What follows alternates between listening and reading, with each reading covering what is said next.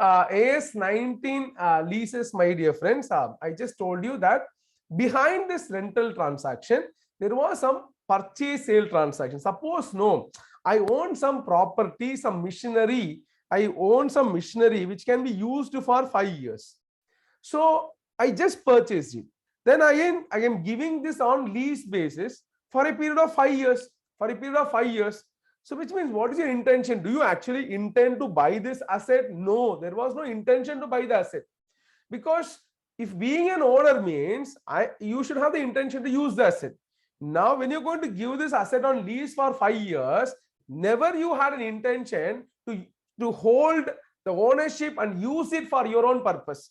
So entire life somebody else going to use, and is there going to give consideration for a period of 5 years. After 5th year, they may return this property, but scrap, after getting scrap, what are you going to do with that? So we are understanding that actually it was a financial transaction. Financial transaction means what? So this particular person, say this is Mr. A and Mr. B. Mr. B actually wanted to buy an asset by taking a loan. So usually Mr. B go to bank and take a loan. So it will be bank and loan, and later on he buys the asset. So then it is machinery to bank. Like this transaction will have. Later on, loan will be repaid with interest. Loan will be repaid with interest. And that is what actually happening. So here, normal finance with outright purchase of asset involves 3 parties: financier, then buyer of the asset, seller of the asset. Now, behind this particular lease, what is actually happening is these 3, but not between these 3 parties, 2 parties. First, the seller of that asset gives me loan. So giving this loan back, I am getting the asset. So what is actually happening is that though I am calling it as later on lease charges, rental transaction, I am actually repaying loan with interest. I am repaying loan with interest. That is the substance we could see behind certain lease transaction, not all lease transaction, certain lease transaction. So the standard wants to differentiate. The standard wants to differentiate such finance cum purchase sale transaction from normal rental transaction. That is the core issue of the standard. So if that is not there, then if it is only rental transaction, separate standard not required somebody to tell me rent paid expense, rent received income. So that is not a big issue at all. So thereby the core issue, let's be very clear, we are going to segregate the certain transaction from lease transaction, and we call that as purchase sale with the help of a finance. So we call such leases as finance lease. So the core issue is identification of lease into 2 categories. So in this chapter, my dear friends, we classify lease into 2 types. We call it as finance lease. So the substance or the basic understanding about finance lease means it's a form of arrangement whereby a finance was made, and out of the finance, purchase sale of asset is happening. So we will be making accounts like that also. Legally, the document is lease, but accounts we tell, no, you have taken loan and you bought the asset. So if I am taking the loan, first bank to loan, later on machinery to bank, ultimate end is machinery to bank. So we will be making an entry like this only. Machinery will be debited, even though ownership I am not getting it. Even though ownership I am not getting it. It's okay. Even though ownership is not transferred, if I look into substance, entire 5 years. See, if I really want to buy an asset, I actually want to use the asset for 5 years. After 5 years, the scrap I will anyway throw away. So if I throw it back to the seller, it doesn't make any difference if I sell it back to some third parties or to seller. So thereby only we are telling, my dear friends, there is something different from lease transactions happening. In certain lease transaction, we call that as finance lease, and other one is operating lease. Like this, in a layman, if you understand, this chapter is going to be very simple. Instead of technically defining some lease as something coming from sky, and there you classify finance lease, operating lease definitions and all, then it becomes slightly complex. Understand, lease means rental transaction. But behind the rental transaction, what is happening is some transactions are giving loan and using the money, buying asset outright basis, buying asset on outright basis. So end of that particular transaction, from the viewpoint of buyer, buyer is having an asset, buyer is having a liability for loan, and he's actually repaying loan with interest. Machinery he will use over the life of the asset, and he will be charging depreciation for that. And that is how we are going to make accounts, my dear friends. If you're understanding this concept, then it becomes such a simple exercise of accounting, my dear friends. So the lease will be classified into finance lease and operating lease for the purpose of accounting, because in the document, nobody is going to mention this as finance lease, it is operating lease and all, it is lease. We are giving this asset for so and so years. So based on the terms of that agreement only, we decide whether it is finance lease or operating lease. So the first thing in accounting for lease is that classifying the lease into whether it is finance lease or operating lease. The moment you spell the term finance lease, now what comes to your mind is, oh, one person is taking the asset on, first taking a loan and using the loan, buying the asset on outright basis. So in his books, there will be asset, there will be liability for loan, is what we are getting in a finance. If you can visualize this chapter becomes such a simple exercise. And once we come to operating lease, what earlier I told, rent paid expense, rent received income. So this is taking like, suppose usually when we take the standard for some 6 to 7 hours, operating lease only for 30 minutes we take, because rent paid is expense, rent received is income. There ends a matter. But in finance, which means 90% of the standard, even the standard covers like 54 paragraphs, 50 paragraphs are related only to finance lease and only 4 paragraphs are relating to operating lease. That's the significance of the standard. So let's now proceed further into the standard. So there is a technical definition for lease and all. We don't want to jot down like a normal class here. It's a revision class, fast track crash course. So let's directly proceed into classification. Technical definition says that lease is an agreement whereby lessor conveys to lessee in return of a payment or a series of payment the right to use an asset for an agreed period of time, like the technical definition. So what if you break that particular definition, what we are understanding is that being an owner of the asset, I am transferring not the ownership but the right of using the asset to another person for an agreed period of time by getting a consideration which is single payment or series of payment. Like that the definition conveys, my dear friends. Anyway, so we don't want to jot down that lease definition, but we should know that there are two parties here. There are two parties. Who are the two parties? In a lease transaction, there are two parties. We call that as lessor. The moment we spell the term lessor, he is actually the owner of the asset, legal owner of the asset, and lessee, who is going to be the user of the asset. User. He is going to be the user of the asset. Lessor is the owner of the asset. So two parties, two types of lease. Thus, this chapter or this topic covers 4 problem areas: accounting for finance lease in the books of lessee, accounting for finance lease in the books of lessor, accounting for operating lease in the books of lessee, accounting for operating lease in the books of lessor. 4 problem areas plus one more area called sale and lease back transaction. So totally 5 problem areas. So thereby slightly lengthy. So we are supposed to cover one by one. So accounting for finance lease in the books of lessee, lessor, accounting for operating lease in the books of lessee, lessor, and finally we have sale and lease back transaction, a special or a very special transaction. So first we are focusing on to accounting for finance lease in the books of lessee. Before that, classification of lease into finance lease and operating lease. Let me quickly understand that. So finance lease, operating lease. Finance lease, my dear friends, operating lease, first easy definition is operating lease because it is a lease other than finance lease. Thereby, by reading an agreement of lease, we need to check whether certain conditions makes the lease as finance lease or not. If it is not finance lease, it is operating lease. So we don't have separate conditions for operating lease, which means every lease will be generally considered as operating lease only.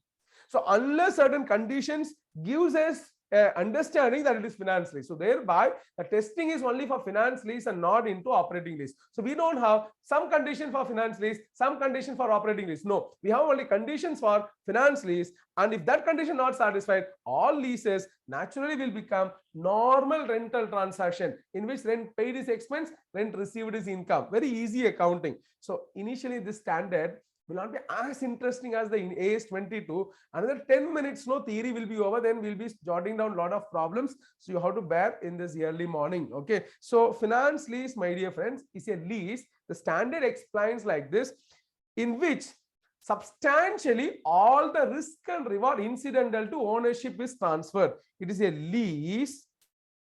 It is a lease in which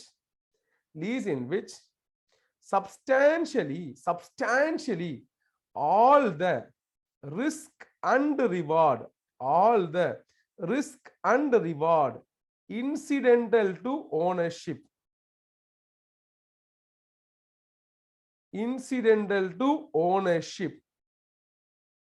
transferred, which means by you holding or owning an asset, you have two things. One is risk from that asset, the other one is reward from that asset. So both are getting transferred to another person. Even though ownership not transferred, then that lease will be considered as finance lease. So what happens is, I have a car.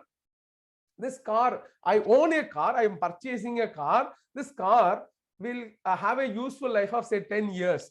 So reward means 10 years I can use this car in any manner, anywhere I can travel. So like that, I have rewards for this car. Risk means what? Anything happened to the car, such expenditure I have to bear. Because of car, anything happened to third parties, that loss also I have to bear. So like that, this is the risk element. Similarly, expenditures like fuel costs and all I have to incur. This is risk portion. Reward portion is I can travel anywhere, I can take it anywhere, anytime I can use. That is reward, and over a period of 10 years. Now, an agreement in which substantial portion of this risk and reward is transferred to some party through an agreement. Then the standard setters feel that so that is not a lease, that is an outright sale transaction with the help of a finance. So a lease in which substantially all the risk and reward incidental to ownership is transferred is what we are understanding as finance lease. The moment you understand finance lease means immediately we should visualize what's happening is outright buying and sale with the help of a loan. So because this definition is very vague definition, why it is vague means we cannot very clearly tell this is finance lease and all, because we don't have number based or benchmark distinction between finance lease and operating lease, because we don't know what is substantial. Substantial risk and reward is always debatable point, and thereby this definition becomes vague. Institute understand, standard itself understanding it. So thereby the standard illustrates certain examples where the lease may be treated as finance lease, which means if the person who is entering into lease is very clear that I have transferred all the risk and reward, then he can directly say it is finance lease. But if he is confused, then that person can use the illustrative example or illustrative situation of the standard to decide whether it is finance lease. There are 6 such situations prescribed. In fact, 5 such situations prescribed by the standard to know whether it is finance lease or not. So it is not mandatory that you should apply that and all. If you're confused, you can apply, but that 5 situation had come in the examination, had come in the RTP in the past. So you want to quickly run through the such 5 conditions. Shall we? All of you there here? Oh, yes.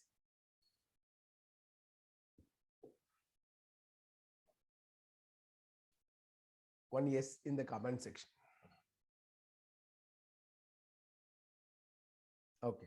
So please address to Jaison MF, not to the studio. Now I got it. So thank you so much, my dear friends. So we are just about to say or explain those 5 different situations. One is the lease agreement provides automatic transfer of ownership to lessee at the end of the lease period. So Mr. A leased the asset to Mr. B, but the lease agreement says that after 5 years of the lease, this asset automatically become the asset of Mr. B. Over the 5 years, A is the owner. 5th year end, B automatically become the owner. So if like that condition is there now, then we should understand that it is a finance lease. So through this situation, instead of trying to explain you that the hire purchase transaction is a finance lease, the hire purchase transaction should be accounted as per AS 19. So in group 1 accounting module 3 hire purchase chapter is nothing but a part of finance lease transaction, should be completely accounted by AS 19. So when an agreement says that 5 years I will give you rent, but after 5th year I will become the owner, so then it is not actually a mere rental transaction. It is like you paid the loan, so thereby security is no longer required, so you're getting the ownership, so thereby it should be considered as finance lease. The first situation, I am not going to write out all those things and all, just hear it later on, you can read and all. So lease agreement says that lessee will become owner. So I call it in a gist of words that automatic transfer of ownership. Automatic transfer of ownership. Number 2, my dear friends, there is no automatic transfer of ownership. Lease period 5 years. Lease period 5 years. Total life of the asset 10 years. This car, let me continue with this car example, 10 years, but lease period is 5 years, just 5 years. So can I say this finance lease? One of the conditions says that the lessee can buy this car at the end of 5th year at a price. He's having an option to buy.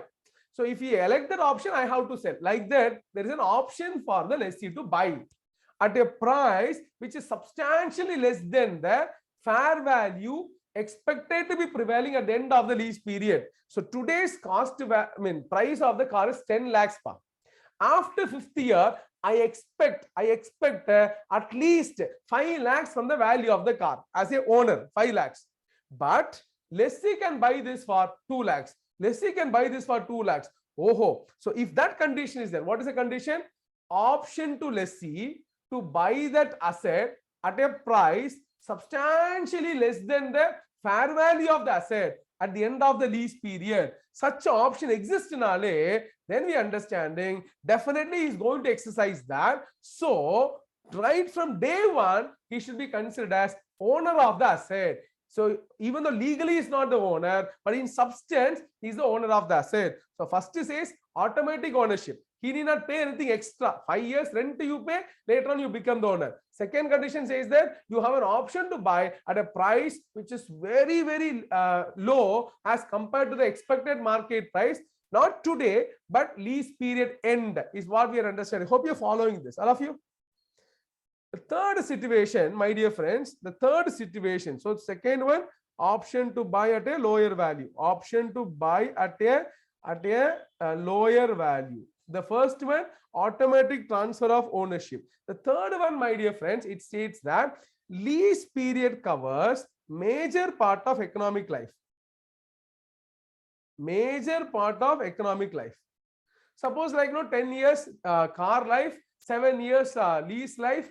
Then if I don't have any other basis to decide whether it is finance lease or operating lease, then you can consider if the lease period covers major part of economic life. Again, what is major? Is it simple majority? Is it more than 75%? Special ordinary resolution type? Nothing like that. Major part, that's all. So in US GAAP, there is a specific guideline given that if the lease period covers 75% of the economic life, then it should be treated as finance lease. Similarly, in US GAAP, there is another condition says that if the lease payments covers 90% of the market price, that is fair value of the asset, then also it can be considered as finance lease. But like that, US GAAP related conditions not there in the accounting standard, not there in the IFRS also. So it has to be decided on case to case basis, my dear friends. So lease period covers major part of economic life.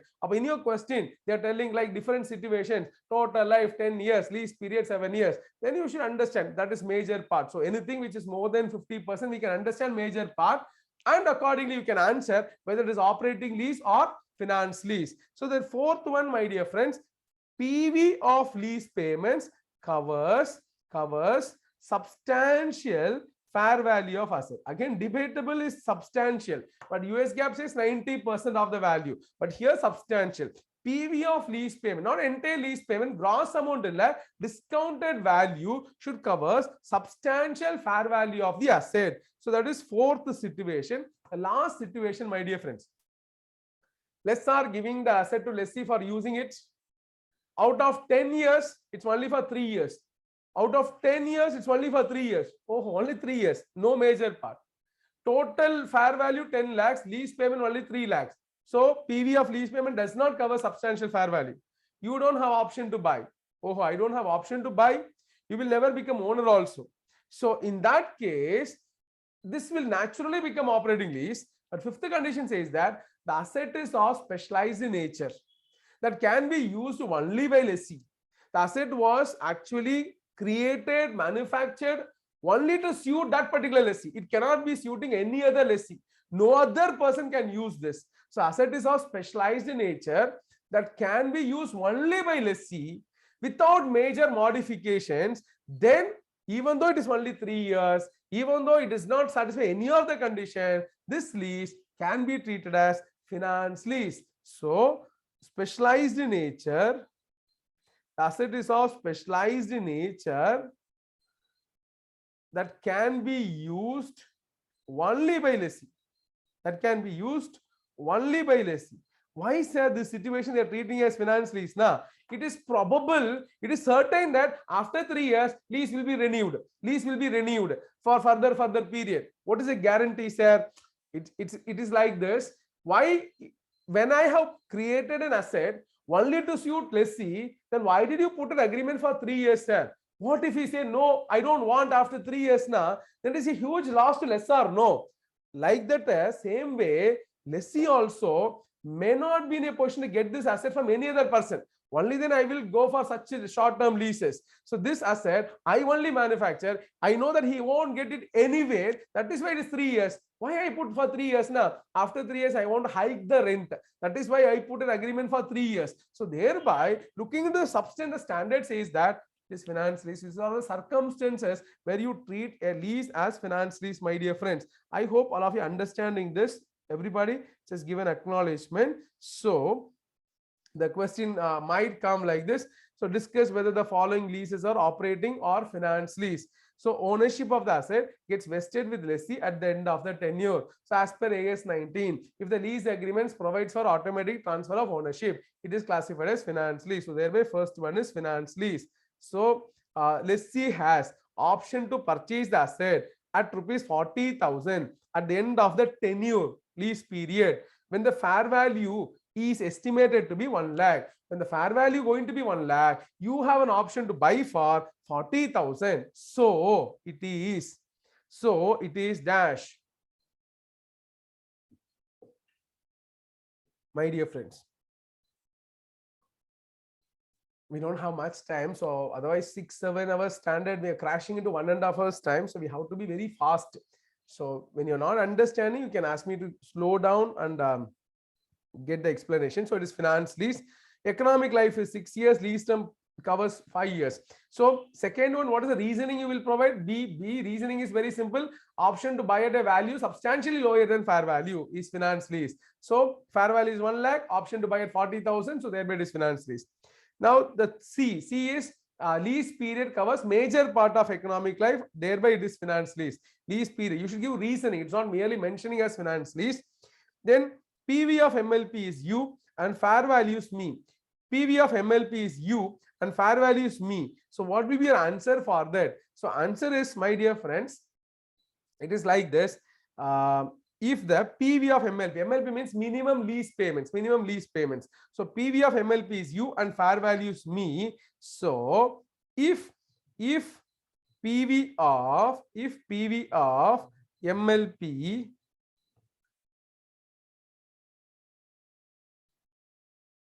if PV of MLP is greater than or equal to fair value, then it is dash. If it is PV of MLP is greater than or equal to fair value. So here it is what PV of MLP is U. So I can answer like this. If U is greater than or equal to me, then it is finance lease. If U is less than me, that is lease payment is less than me, then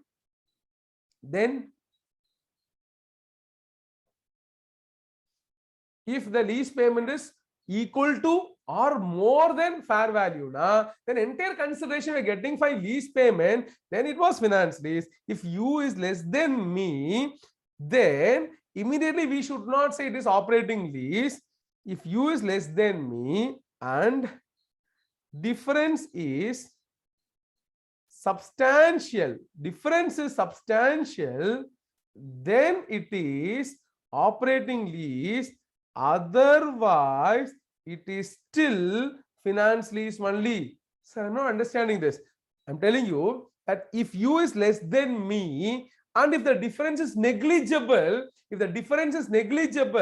which means still PV of lease payments covers substantial fair value. So I'm telling you that if PV of lease payments, say 1,20,000 and fair value 1,25,000, no doubt PV of lease payment is less than this, but difference of 5,000 is very, very negligible. We are understanding more than 90% is still covered. So thereby it is still finance lease only. Only if the difference is substantial, less as well as difference is substantial, then it is operating lease. Like that we are explaining. Hope you're understanding this, all of you. So hope you got this particular point. If U is greater than or equal to, then I don't look into difference. So if it is equal to or greater by any amount, 1 rupee or 1 lakh rupee, doesn't matter. It is always finance lease. If it is less than, I want to know the difference. Difference is negligible only, then still it is finance lease. Difference is substantial, then it is operating lease. Like that we are explaining. Hope you got that point, my dear friends. So economic life is 6 years. Lease period covers only 3 years, but fair value of the asset is recovered. So it is finance lease. Yeah, thank you, Ba. Then economic life is 6 years and the lease term covers 3 years, but asset is allowed to be modified by lessee to suit his factory setup. Asset is no longer can be used by anybody, finance lease. So like that, these are all situations already conveyed in standard, given in different situations of case studies. So examination twice it has been tested for 5 marks. So you can give reasons and then I identify that as finance lease, my dear friends. Okay, now coming to the accounting. So we are going to the next segment of learning accounts, accounting for finance lease in the books of lessee. Accounting for finance lease in the books of lessee. What is actually lessee have done? Signed an agreement, took physical asset, then over a period of certain years, maybe 5 years, 7 years, I am going to pay lease rent. I'm going to pay lease rent. Now the standard says that yes, legally you are paying only rent, but we could see you have bought the asset by taking a loan. So actually you have taken a loan. So bank loan, using this bank balance, you paid the consideration and you got the asset. So thereby at the inception of the lease, we are supposed to give the net effect of this loan come purchase transaction. What is the net effect? You got an asset, you have a liability. Our standard says that at inception, lessee shall recognize an asset and a liability. That's all. The standard doesn't give journal entry. Standard says what you should recognize. At inception, lessee shall recognize an asset and a liability. So that asset you may name it as, like if it is machinery, you can say machinery, or you can say leased machinery, any word. So standard doesn't tell which word to be debited, which word to be credited. We will tell overall discussion about, is it asset, liability, income, expense, what amount of recognition, etc. We don't give any specific word of accounting, my dear friends. Okay, so the standard says you should recognize an asset and a liability. What is the name of the liability? Anything. You can say lease payable, lease liability. You can say lessor, money payable to lessor, or you can use the name of that person, X Limited, Y Limited, Jaison, like that. Any name can, that person name can be used, my dear friends. So the standard will never tell like, no, this word to be debited, this word to be credited. So at the inception of the lease, the standard says that lessee shall recognize an asset and a liability. Hope you're understanding this, all of you. So journal entry can be machinery account debit to lessor, machinery to lease liability, machinery to so and so person. Like that, we can make the entry. Is the first entry, my dear friends. Okay, sorry. Above entry understood, sir. Asset to liability, sir. Asset account debit. So at least for classroom purpose, what we can say is lessor or lease liability. So credit lessor or name of the person. Suppose question it is given, X Limited took an asset on lease from Y Limited. So then it is asset to Y Limited. So Y Limited, that is enough. Okay, asset to lessor. How much amount? The standard says the amount is PV of minimum lease payments. PV of minimum lease payments or fair value of the assets, whichever is lower. PV, so this I can't teach you. Everybody have gone to this FM and all. You'd be knowing about discounting concept, etc. PV means discounting. So PV of minimum lease payments or fair value of the asset, whichever is lower. My dear friends, I'll tell you again what is the concept. So it is like this, my dear friends. You're taking some asset, no. So this asset you could have purchased for 5 lakhs in the market, but you are paying for a period of 4 years. You're paying for a period of 4 years, 2 lakhs, 2 lakhs, 2 lakhs, 2 lakhs. So totally it is 8 lakhs you're paying. But we are understanding that, my dear friends, actual loan amount was 5 lakhs and you are paying 8 lakhs means it is interest for 4 years, 3 lakhs. So it's a simple understanding. So this payments in future consist of, the standard says consist of principal payment and interest payment. So it consists of principal and interest payment. About how to identify the principal payment alone. So this 8 lakhs will be discounted to present. That's all. So it's a simple common sense only what you're doing. So whatever payments you have committed to pay that you discounted should be the value of asset as well as loan.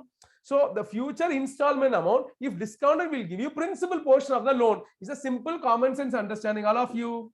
So thereby we are recognizing at something called PV of minimum lease payments. So I'll tell you why it is called minimum lease payments. It is because this minimum lease payments consist of payments over the lease period, which can be monthly, quarterly, half yearly, annually. But this is practical. Now academically they will give only annual payments.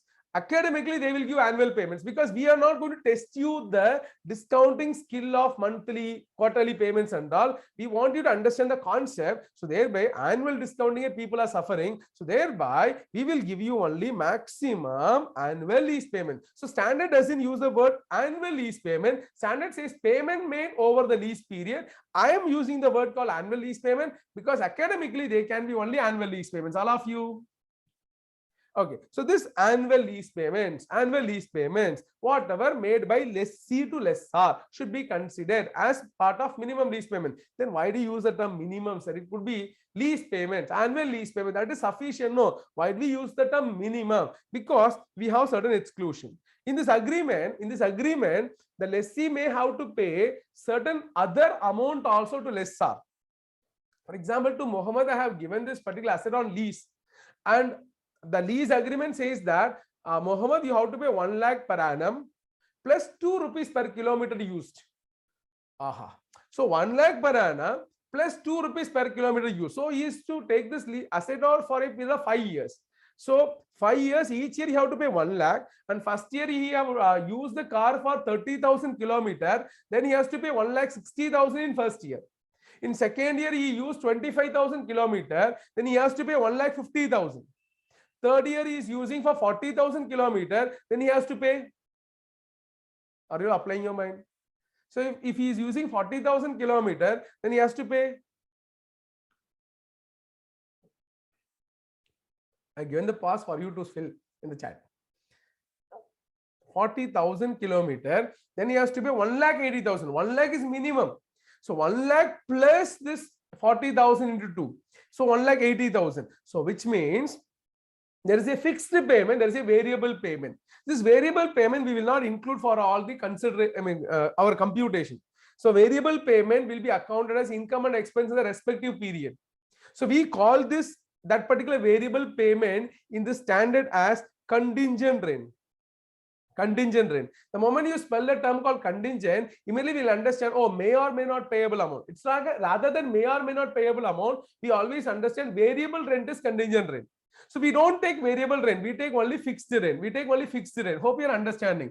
So since we take some portion and we don't take some portion for our accounting, we call this as minimum lease payments, all of you. So there is no specific explanation in the module and all, but you should be understanding why is it called minimum lease payment, because actually more than this payments are made, but we'll take only some portion for accounting purpose. So we call this as minimum lease payments, all of you. So just give an acknowledgement. So we exclude contingent rate, we exclude cost for services. Cost for services. So we are telling Mohammed, though you are taking this asset on lease and all, I have a garage, you should do service only in that garage and you should pay money to me. So that money also, every 6 months you should do the service. The service charge is 20,000. So he has to pay 1 lakh, he has to pay variable rent, fixed service charge of 20,000. Though it is fixed, my dear friends, but that is for some other services, not for right to use. He will avail my garage services.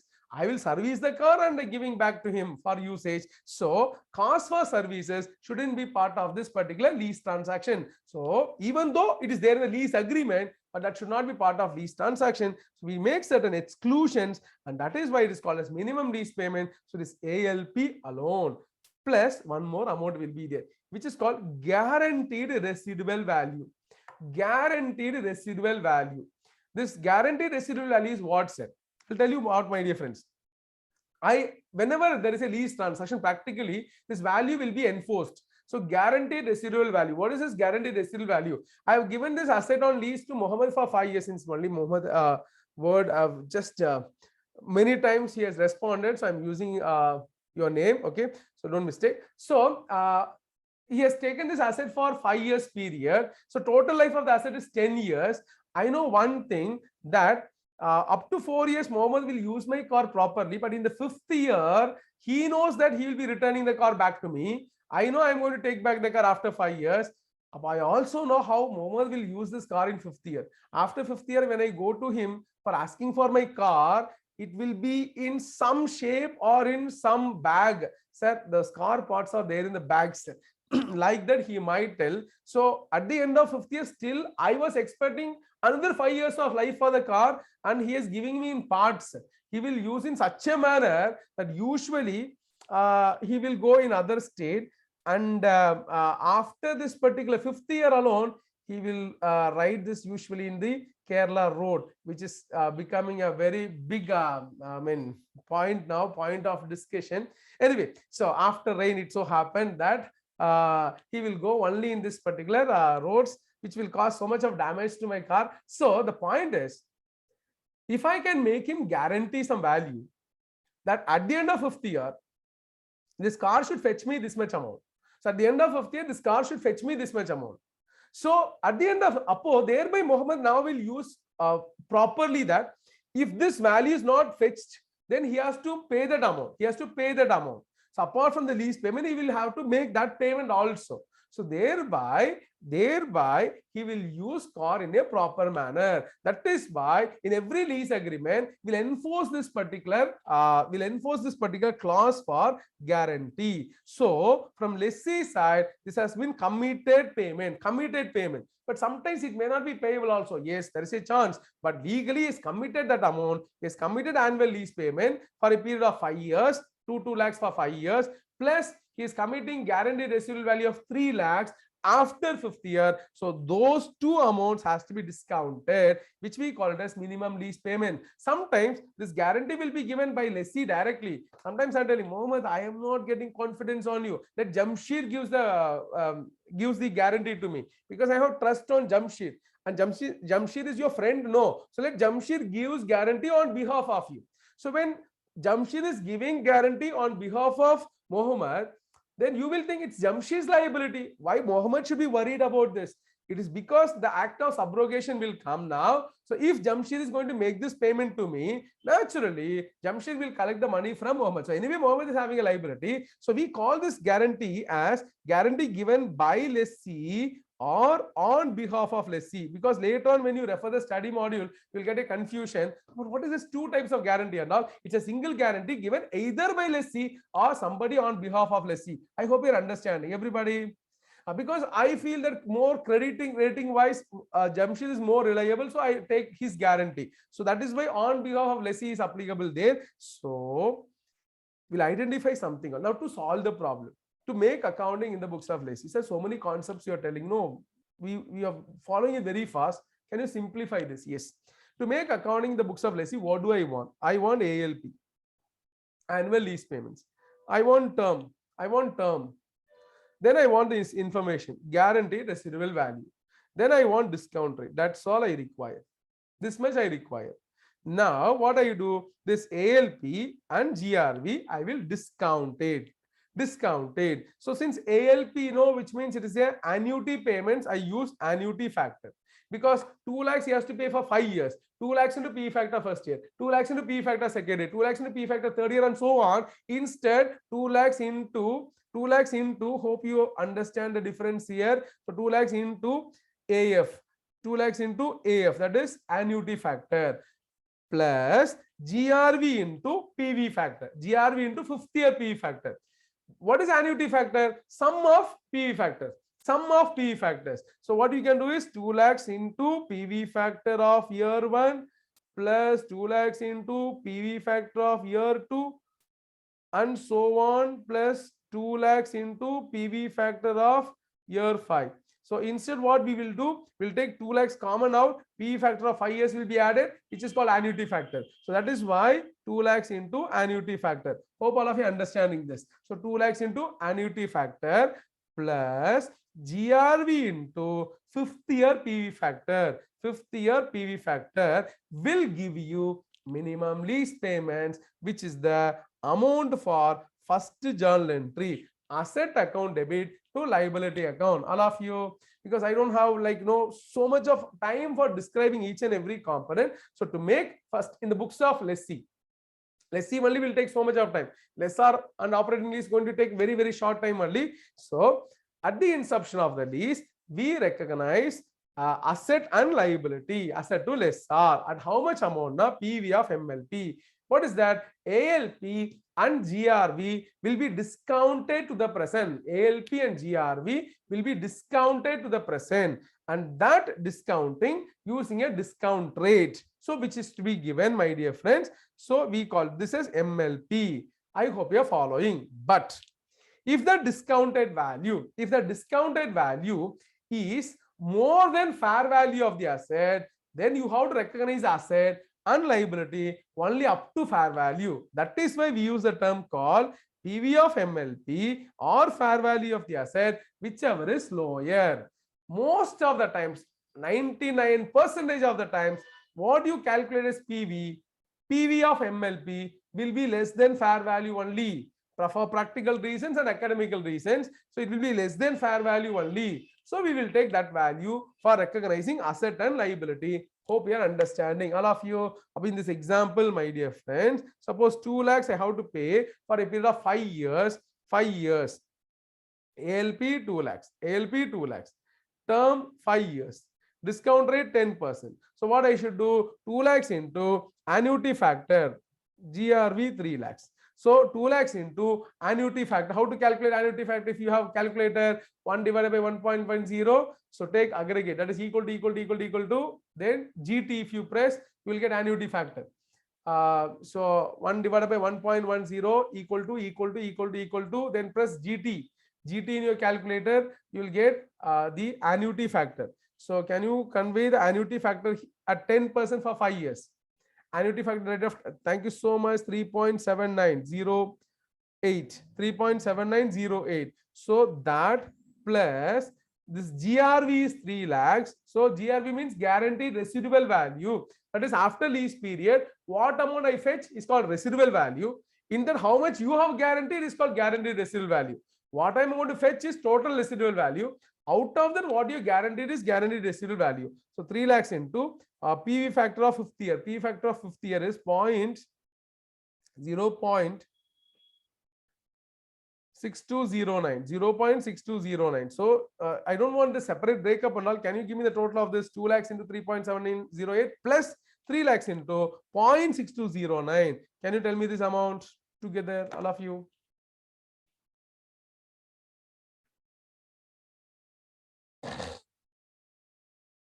The total amount. 9,44,436. 9,44,436. Now, my dear friends, this is the value you will be recognizing as asset account debit to lease liability or lessor. 9,44,436. Suppose the fair value was only 9 lakhs. Suppose fair value was 9 lakhs now, then you may have to restrict to 9 lakhs. 9 lakhs. Suppose fair value 10 lakhs na, then it is 9 lakh 44,436. So you calculate PV and compare it with fair value, whichever is lower should be taken. So thereby, once again, about what is the content of the question. So it's a very crashing thing. So we'll expect, we'll discuss what is the basic content of the question, inputs of the question: ALP, GRV, term, discount rate, and one more number. What is that? ALP, GRV, term, discount rate, one more number. What is that number? Will be given. Fair value. So mostly it will be less. Why it will be less, I will tell you very shortly. Before that, my dear friends, this is the first entry. What is the subsequent accounting, my dear friends? Subsequent accounting is that you are going to make a lease payment of 2 lakhs every year. Every year and 2 lakhs you will pay. The 2 lakhs will be segregated into interest. We call this as finance charge. Finance charge. So subsequent lease payment, subsequent lease payment segregated into finance charge and principal repayments. So it's not a big issue or big accounting issue. It is just that on 9,44,436, apply 10%, you will get interest. So the next entry will be finance charge to lessor. Finance charge to lessor, 9,44,436 into 10%. It is 94,430, 94,444.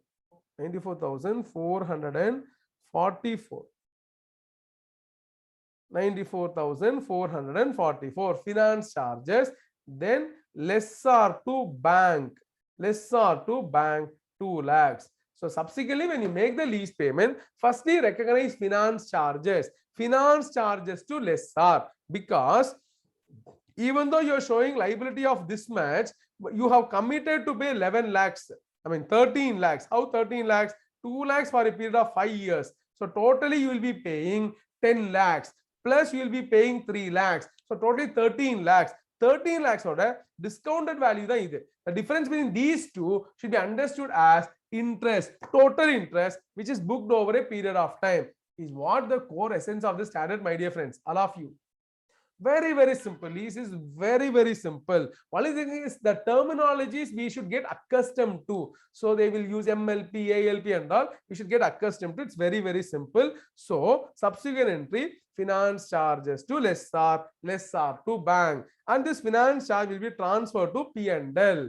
And if the question also give depreciation rate, that is also to be charged by the lessee, not by lessor. Even though lessee is not the legal owner, but in substance wise, he has actually purchased the asset. So he will be charging depreciation also. So these are the various accounting entries, which are mechanical entries. Subsequently, all the years, entries remains the same. Amount only will be changing. What is the entry? Finance charges to lessor to bank, depreciation to asset, finance charges and depreciation transfer to P&L. Every year, same entries mechanically will be posted, all of you. So to make accounting in the books of lessee, these numbers will be given. So you should be in a position to account this. So first calculate PV of MLP. So normally we prepare a table like this: year 1 to 5, year 5. So type of payments, one is ALP, the other one is GRV, amount, then PV factor or annuity factor or PV factor at so and so rate, then discounted cash flow. So then we'll be getting this 9,44,436. 9,44,436. This is the amount for the first journal entry. Asset account debit to lessor, 9,44,436. Did you understand this concept? All of you? Sorry. Now you should compare this with fair value. Say it is 10 lakhs given. Then it is recognized that lower of above. That is 9,44,436. That's all. Like this, we should give the calculation for first entry, because most of the times from AS19, journal entry, ledger accounts all will not come. Mostly calculation. They will ask you, what is the value of lease liability to be recognized on inception? Sometimes they will ask you what is the finance charges to be accounted in each of the year. In that case, we will have a different table, one more table or only that table, depending upon what you're asking.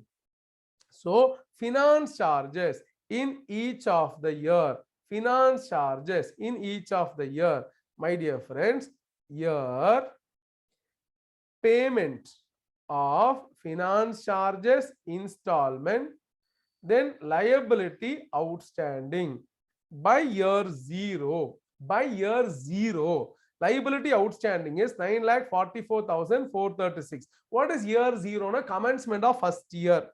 Now when I say year one means year one end. So year one end, it is finance charges at 10% in our example, 94,444. Installment payment is 2 lakhs. About how do you determine the liability outstanding? Opening liability plus current year interest minus installment will give you liability outstanding by end of first year. Can you help me for first year alone? The liability outstanding at the end of first year. Opening liability plus finance charges minus installment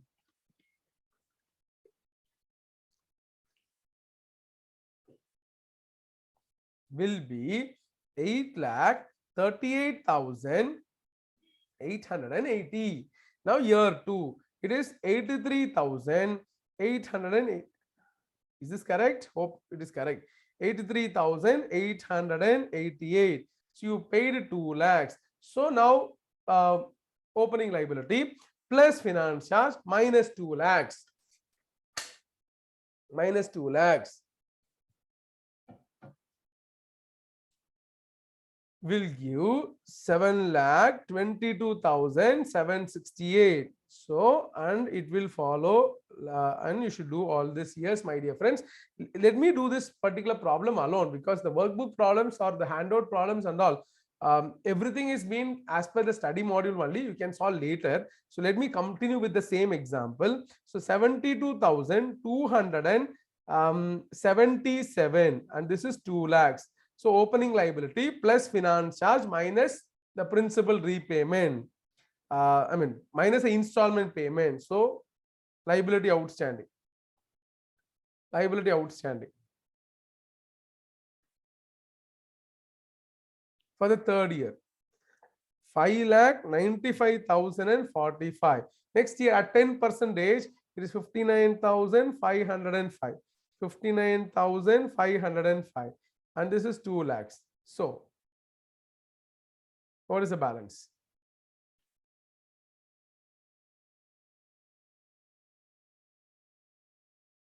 For fourth year, 4,54,550. 4,54,550. Now the last year alone, my dear friends, you need to understand in lease transaction, as well as there are different chapters you should apply this concept. Hire purchase also. What Abdina? Last year, by end of fifth year, it has to be nil. So after payment of 5 lakhs, sir, what is 5 lakhs, sir?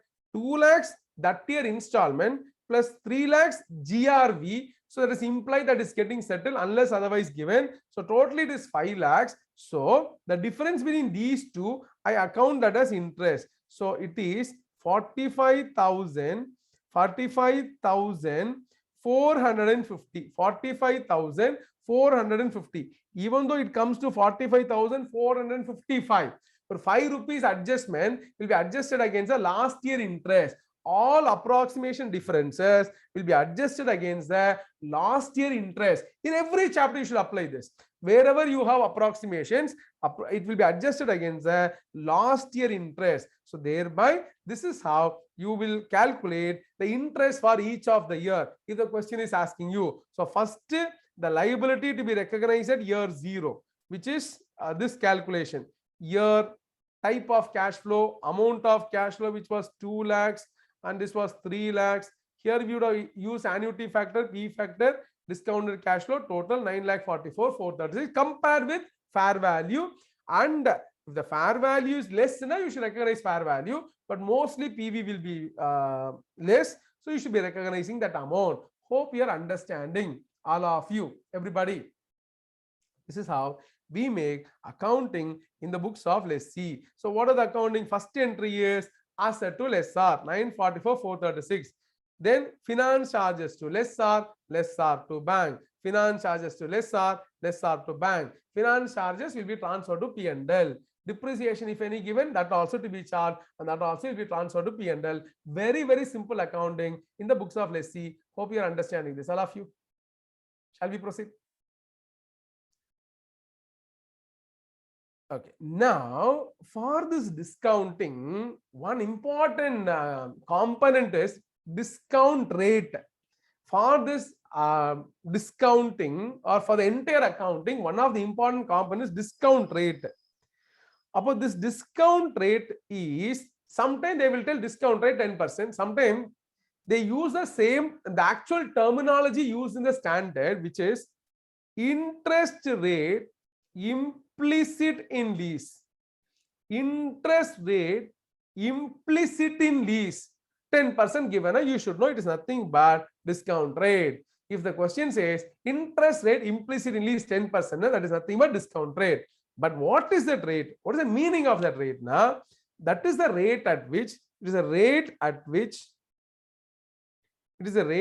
which ALP and GRV and UGRV, ALP, GRV and UGRV, if discounted equals fair value of the asset, equals fair value of the asset. What is UGRV? Unguaranteed residual value. It's nothing but IRR. Excellent, super. Sir, it's IRR of the transaction, but for computing IRR, future cash flow, if it is discounted, equal to present cash flow. But that concept in AS19 how அப்படினா ALP, GRV, UGRV. These three numbers, if discounted, should be equal to fair value of the asset. This is the reason I told you that after finding such a rate, which if discount these three components will be equal to fair value, that rate later on you will use in the books of lessee to discount only these two. Now, definitely the PV of MLP in the books of lessee will be lower than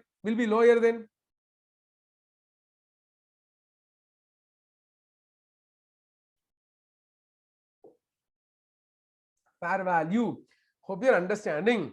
Sir, I found out IRR based on three numbers discounting to fair value.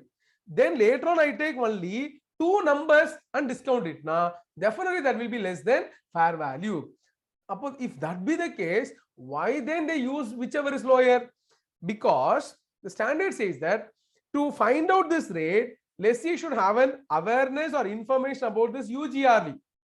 UGRV can normally be provided by lessor. Lessor, how much you expect as total residual value? In that, this is guaranteed, a balance is unguaranteed. So I want information from lessor, which if he is not providing to me, then I won't be in a position to calculate this rate. Our standard says if the lessee cannot compute this rate, which rate? This rate is called interest rate implicit in lease. If lessee cannot calculate this rate, standard says that lessee can use lessee's incremental borrowing rate. Lessee's incremental borrowing rate can be used, which means if lessee today borrow money from bank, how much interest he has to pay, that rate can be used there. So by using such a rate, there is a possibility that if you discount these two values, it may be more than fair value. So thereby, we never wanted such value to be more than fair value. So we told that it should be PV of MLP or fair value of the asset, whichever is lower in the books of lessee. Hope you are understanding this. So which means if you use the first preferential rate, what is the first preferential rate? Interest rate implicit in lease. If you use that, definitely discounted value will be less than fair value. But if you use lessee's incremental borrowing rate, even there also the PV of MLP may be less, may be more. So I am not telling if you use that rate, it will be more. If you use this rate, it will be less. Not like that. If you use interest rate implicit in lease, that is, if you use IRR, the discounted value will be less always. But if you use some other rate, then discounted value may be less, may be more. So to restrict that particular value to fair value, we had this provision. Hope all of you understanding this. All of you. Sorry. Sometimes they will ask you this IRR calculation. Hope all of you should be knowing how to calculate IRR. So FM technique should be applied, my dear friends. So only thing is, you should know what you should consider. Question number 2, because many times repeated question. This also, my dear friends, what do you understand by the term interest rate implicit in lease? It is the rate at which ALP, GRV, UGRV, if discounted, equals fair value of the asset. Calculate interest rate implicit in loss on the following details. So what you should do, Abdina? We should take these amounts, my dear friends. So it is computation of interest rate implicit in lease. Implicit in lease. So how do you compute this? Just for practicing that particular segment, year 1 to 5. Year 5. Type of cash flows: ALP, GRV, UGRV. Amount of cash flows, it is 80,000, 40,000, 80,000, 40,000, 24,000, 80,000, 40,000, 24,000. Then we have annuity factor, PV factor. At examination wise, IRR won't have any difficulty. Practically we have difficulty because we should go trial and error basis. So we should select one rate, then we should increase rate or decrease rate and all. The examination, they will give you 2 different rates. You should take that 2 different rates. That's all. Very simple, my dear friends, all of you. So you should not use some other rates and all. So what they have given, that value to be used. So if 3 decimals approximation, 3 decimal approximation, these number only should be used, my dear friends, all of you. So don't use calculator for determining factors and all. They will give you in the question. Apo, you will take annuity factor 10%. What is it for 5 years? So if you can add these 5 numbers, annuity factor, for this one it is 0.621, 0.621, 0.621, 3.79. So you will get discounted cash flow. Discounted cash flow. Tell me the discounted cash flow total, if you can do this. I don't want the individual breakup. Then annuity factor, PV factor at 14%. This was at 10%, then at 14%. At 14%, 0.519. 0.519, 0.519, and total I need.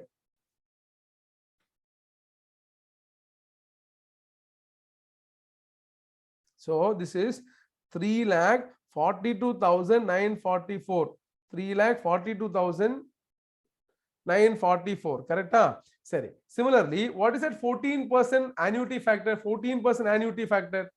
Year 1 to 5 annual lease payments multiplied by annuity factor. Hope you should be knowing it. So tell me, what is that number, my dear friends?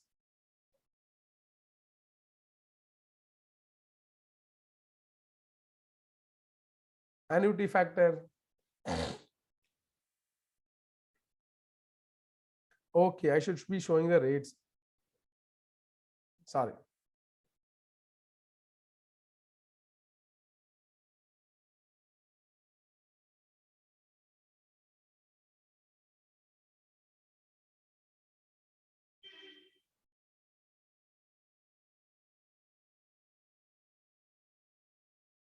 $3.432.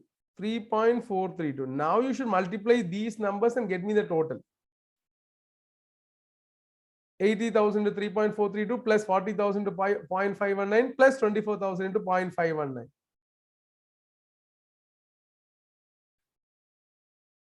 This total. Just want to remind you about the interpolation. So it is 3,07,776. And we know fair value is 3,20,000. Fair value is 3,20,000. So we want the value to be 3,20,000, which is somewhere in between these two values, which means we understand it is between 10 and 14% IRR lies. So thereby, how to calculate the IRR?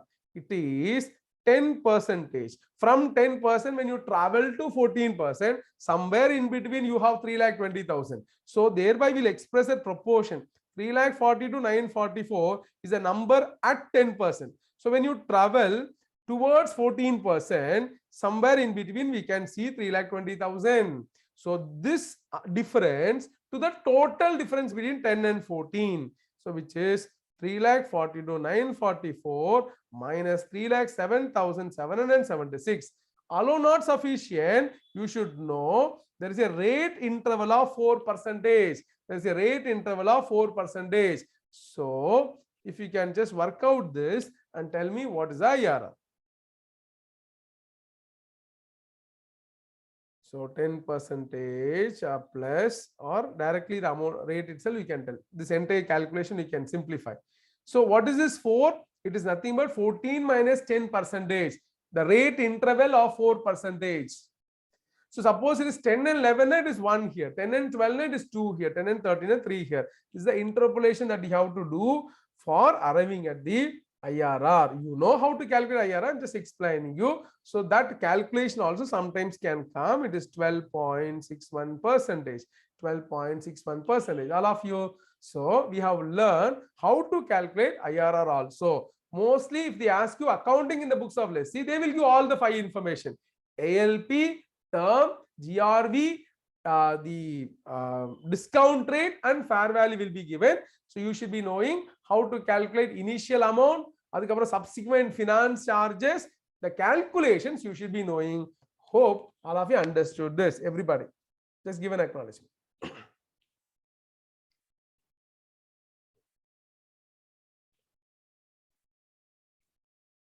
Super.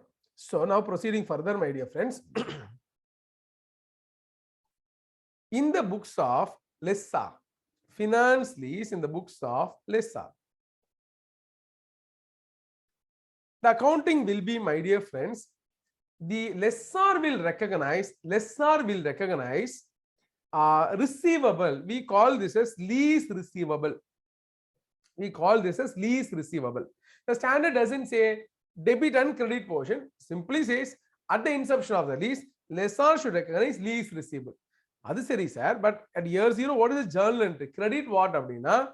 It may be sales or it may be asset, depending upon whether the lessor is a manufacturer dealer lessor or financier lessor.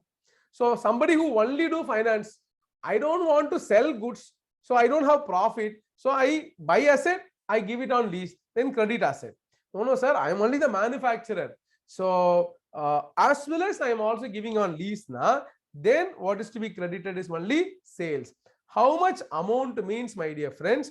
It is the same calculation, but the terminology used you should be knowing. The same calculation, terminology used here is that net investment in lease. If the question asks you, what is the amount at which lessor initially recognized? It is the amount, it is this amount. It is net investment in lease. Net investment in lease. What is this net investment in lease? Now, it is nothing but PV of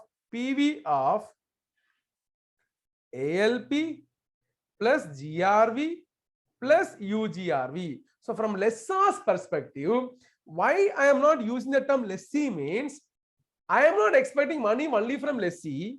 I am expecting money from that asset. What is the difference here?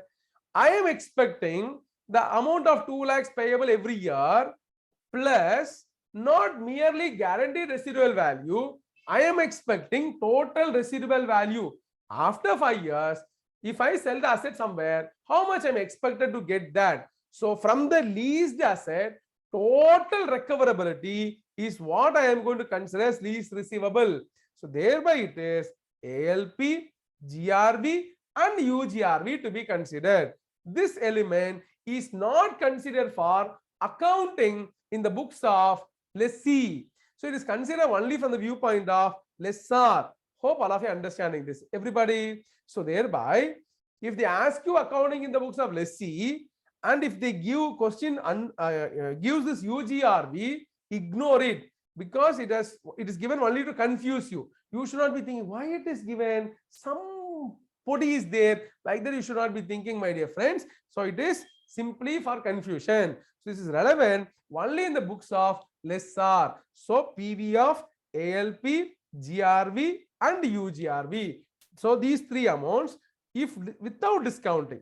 Now this net investment in lease is there, no, is the amount at which it is initially recognized. Then the question also will ask you for a disclosure purpose something called unearned finance income. Unearned finance income. So I'll tell you what is this unearned finance income. The standard states that it is gross investment in lease minus net investment in lease. Gross investment in lease minus net investment in lease. Simple common sense. Only because they use different terminology, in the question we should not be blinking. What is this all about? It's the same thing what we do in the books of lessee. Undiscounted value of these three numbers. Undiscounted value of these three numbers. We understand that as gross investment in lease. Undiscounted value is what we are understanding as gross investment in lease. Discounted value is what we are understanding as net investment in lease. Hope you are following, everybody. So the undiscounted value is gross investment, discounted value net investment. Difference is called finance income for total lease period. But at the inception, it is called unearned finance income. Finance income so far not earned. Over the time expiry, it will be earned. Is what we call it as unearned finance income. So from the viewpoint of lessor, generally no accounts has never been tested. These three computation they may ask you. Compute GIIL, because I don't have time to explain the entire accounting issue. So from examination perspective, revision class is happening now. So compute gross investment in lease, compute net investment in lease, compute unearned finance income. So these computations you should be knowing from the perspective of lessor. Hope all of you following this, everybody. So if that be the case, my dear friends, for this question, can you tell me what is gross investment in lease? For question number 2, can you tell me what is gross investment in lease? Exactly, Jamshid, super. ALP plus GRV, UGRV is nothing but gross. Discounting it, net. Difference is unearned finance income. Now tell me what is gross investment in lease in question number 2. Just now we completed, no. So we already solved this question. So can you tell me what is the gross investment in lease? My dear friends.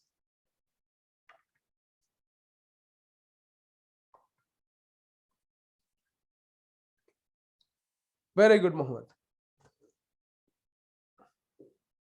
Others, if you can participate, will be very good.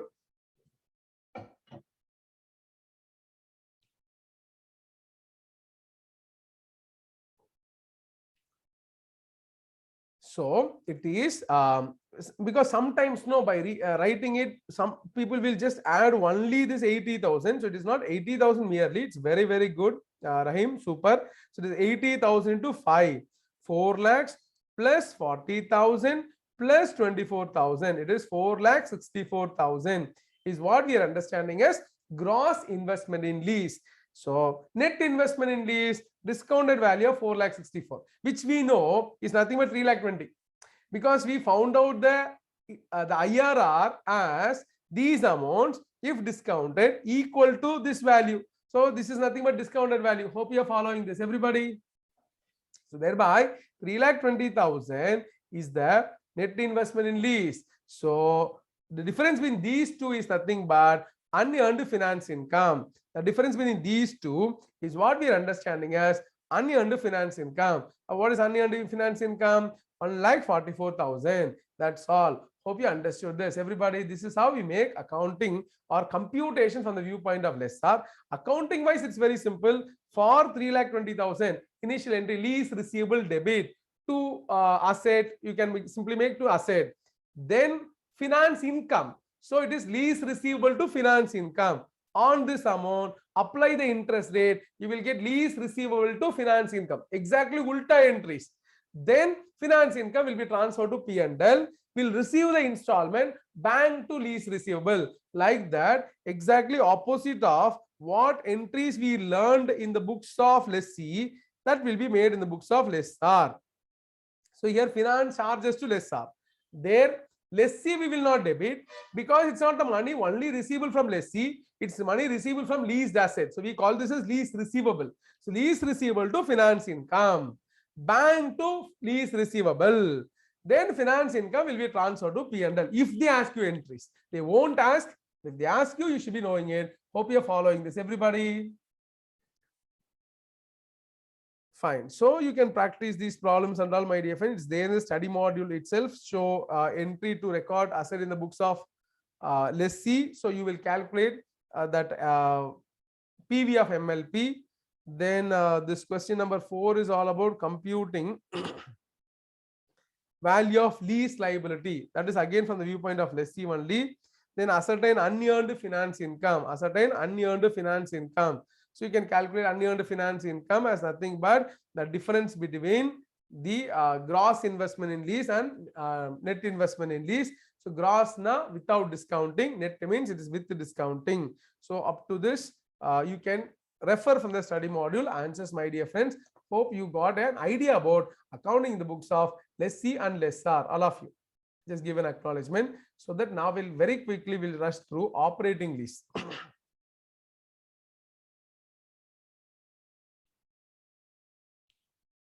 My dear friends, from an operating lease perspective, super.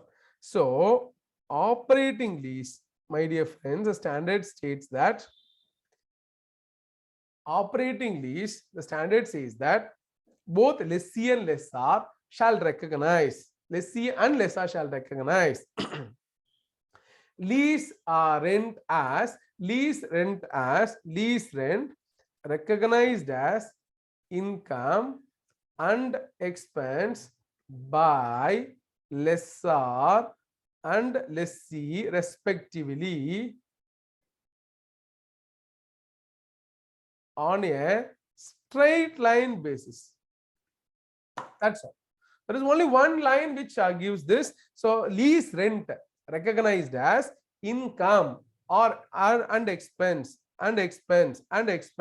by lessor and lessee respectively, which means lessor will book income, lessee will recognize expense on a straight line basis. Means what now? Equal amount should be booked as income and expenses.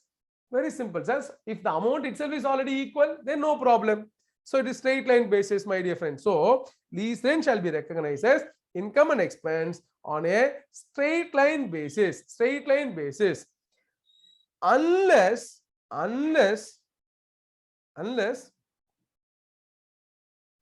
another pattern of economic benefits, another pattern of deriving economic benefit is considered appropriate. Unless another pattern of deriving economic benefit is considered appropriate. So which means the standard says that, so suppose if you can very clearly establish that we are deriving benefit from this leased asset in so and so proportion, means then you can use that particular proportion for recognizing expense and income. If you can't establish, if you, just for convenience sake, you are determining some payments. For example, my dear friends, example, so operating lease 3 years, year 1, year 2, year 3. Operating lease year 1, year 2, year 3. It was given as 3 lakhs. Then it is 1,80,000. Then we have 1,60,000. 1,60,000. So totally it is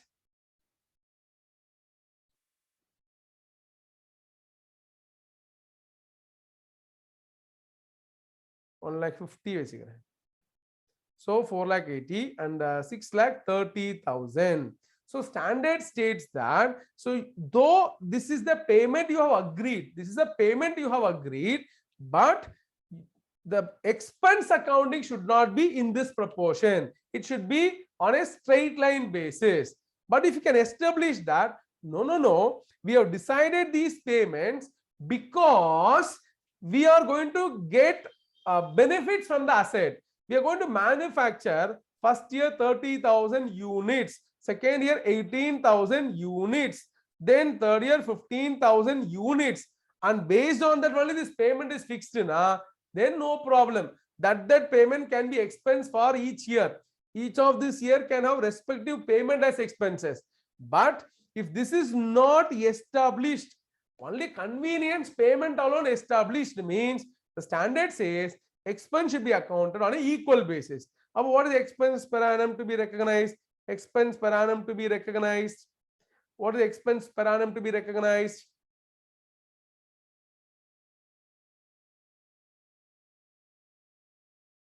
Expense per annum to be recognized. 2,10,000. 2,10,000. About what is the entry for year one? Entries. So entry for year one is lease rent debit. How much? Lease rent debit. How much? 2,10,000. Credit bank. Credit bank. It is 3 lakhs. So because of this accounting, some year you will get outstanding payments, some year you will get prepayment, some year outstanding, some year prepayment. So the standard doesn't want you to use different terminology. So standard says that for the difference, you'll recognize something called lease equalization account. Lease equalization account. So expense has to be 210, but standard can't tell you have to pay 210. Payment is decided based on your agreement. Standard cannot interfere in your agreement for the payment. Standard can say this is the amount of expense to be accounted. So payment is already agreed. This you can't change. We can't force you to change agreement. Agreement is fixed. You will pay 3 lakhs. You pay 3 lakhs, but expense should be only 2,10,000. What is the balance? The balance is called the lease equalization account. Lease equalization account, which will be recognized in the asset or liability side appropriately. Hope you are understanding this. And this 2,10,000 alone will go to P&L. P&L to lease rent 2,10,000. So I am not telling payment should be done equal. We are telling recognition of expense and income should be equal. So exactly opposite entry will be made in the books of lessor. Hope you are following this, everybody. So similarly, in year 2, my dear friends, we have lease rent 2,10,000. Credit bank 1,80,000. Now what we should do? Credit lease equalization account 30,000, and to the P&L the straight line account, that is 2,10,000 alone will go to P&L. Payment as per you have scheduled, but expense should be in the equal proportion. Should be in the equal proportion. Hope you are understanding this, all of you. Okay, so year 3. So now what happens? Year 1 you had debit balance of lease equalization 90.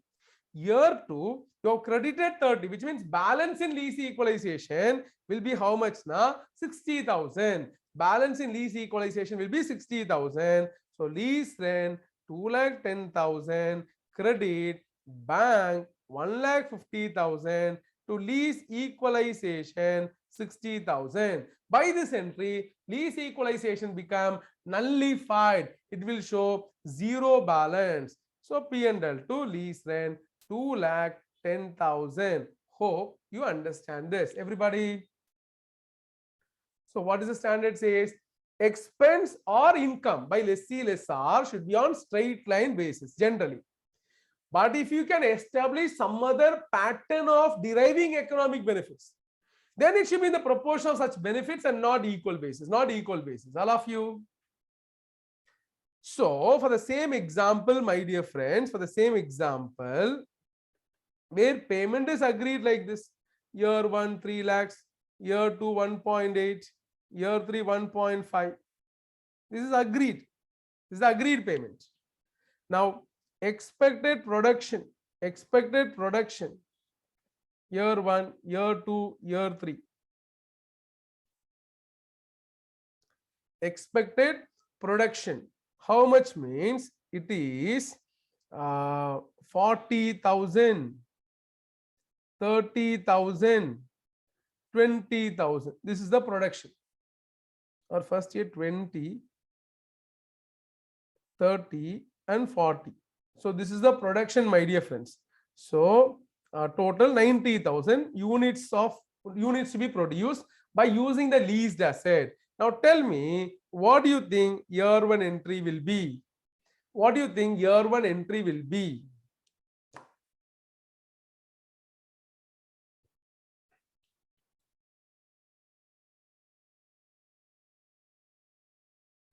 This is agreed payments. This is agreed payments. First year I will pay this much, second year I will pay this much, third year this much. But this is the expected production from the leased asset. Can you tell me the first year entry alone? Can you tell me the first year entry alone with amount? With amount.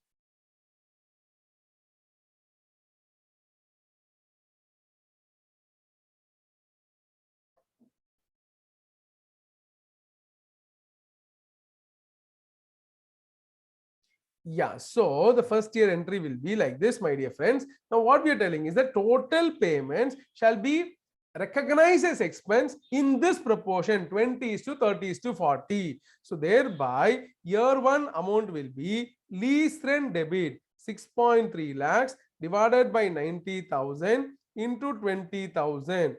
It is debit 1,40,000. Credit bank it is 3 lakhs. Credit bank it is 3 lakhs. Lease equalization account will be 1,60,000 and you transfer 1,40,000 to P&L. So P&L to lease rent 1,40,000. So like that, what do you think the second year expense? What do you think the second year expense? Second year expense will be how much? Just expense portion alone. Though you are making a payment of 1,80,000, what is the expense? Second year expense.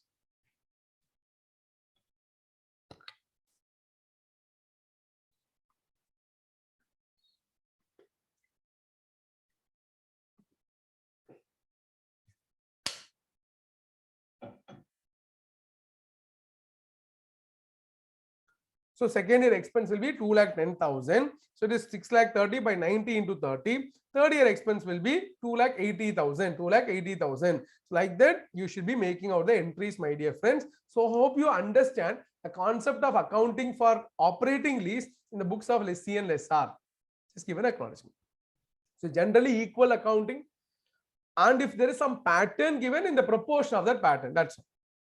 This is what we have explained for accounting in the books of lessee and lessor for operating. No discounting, no GRVA, GRV concept and all, my dear friends. So with that, we are concluding on to operating lease. Operating lease. We have final concept, sale and lease back. Let's be very clear. So you might think that this might be a very, very comprehensive topic, but actually we are not going to discuss about any lease accounting here. Then what are we going to discuss? Sir, when a person, J Limited, having a machinery, selling that asset, sold the asset to S Limited, and again taking the same asset on lease.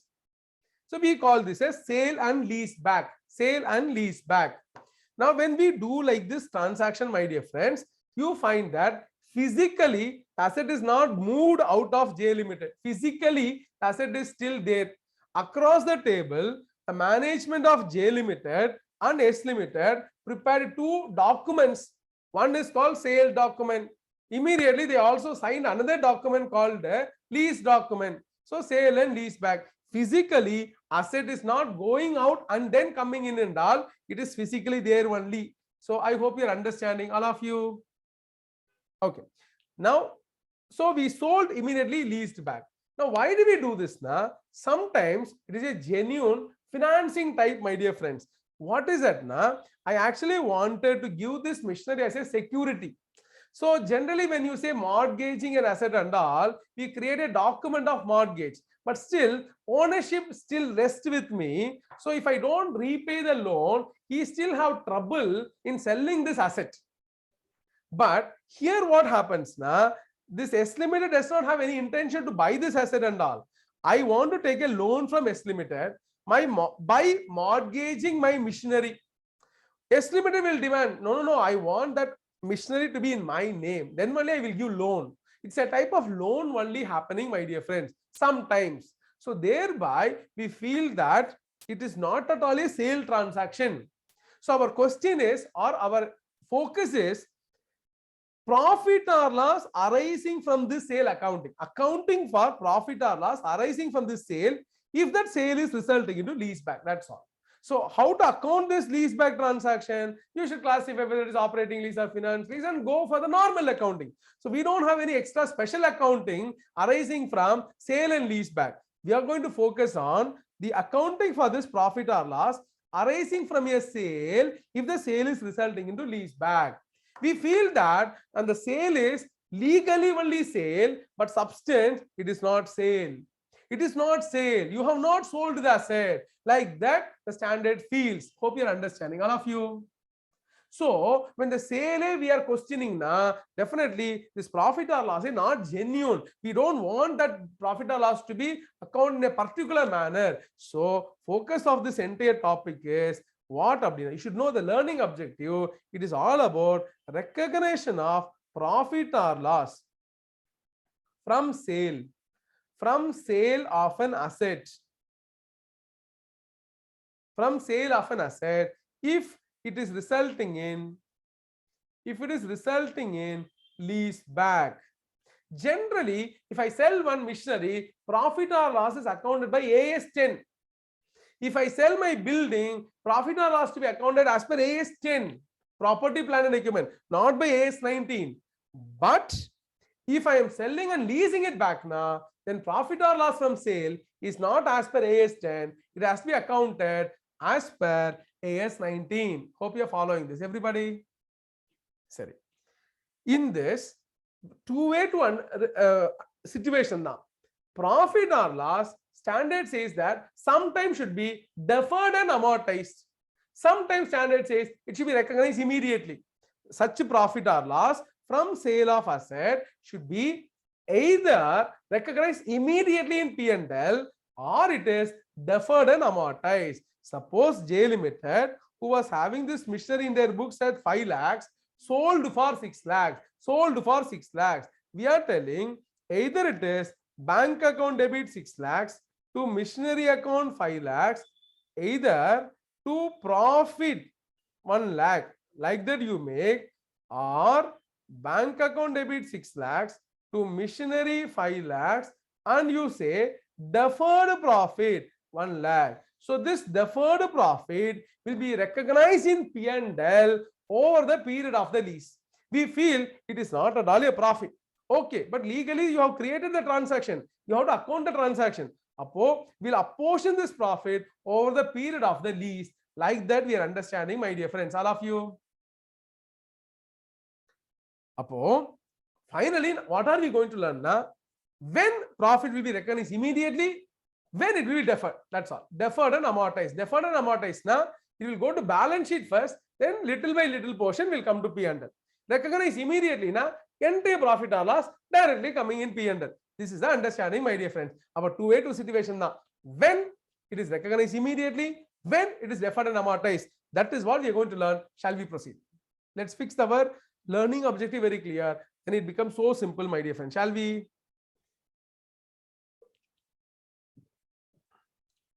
If the sale of an asset resulting into lease back, and if the lease back is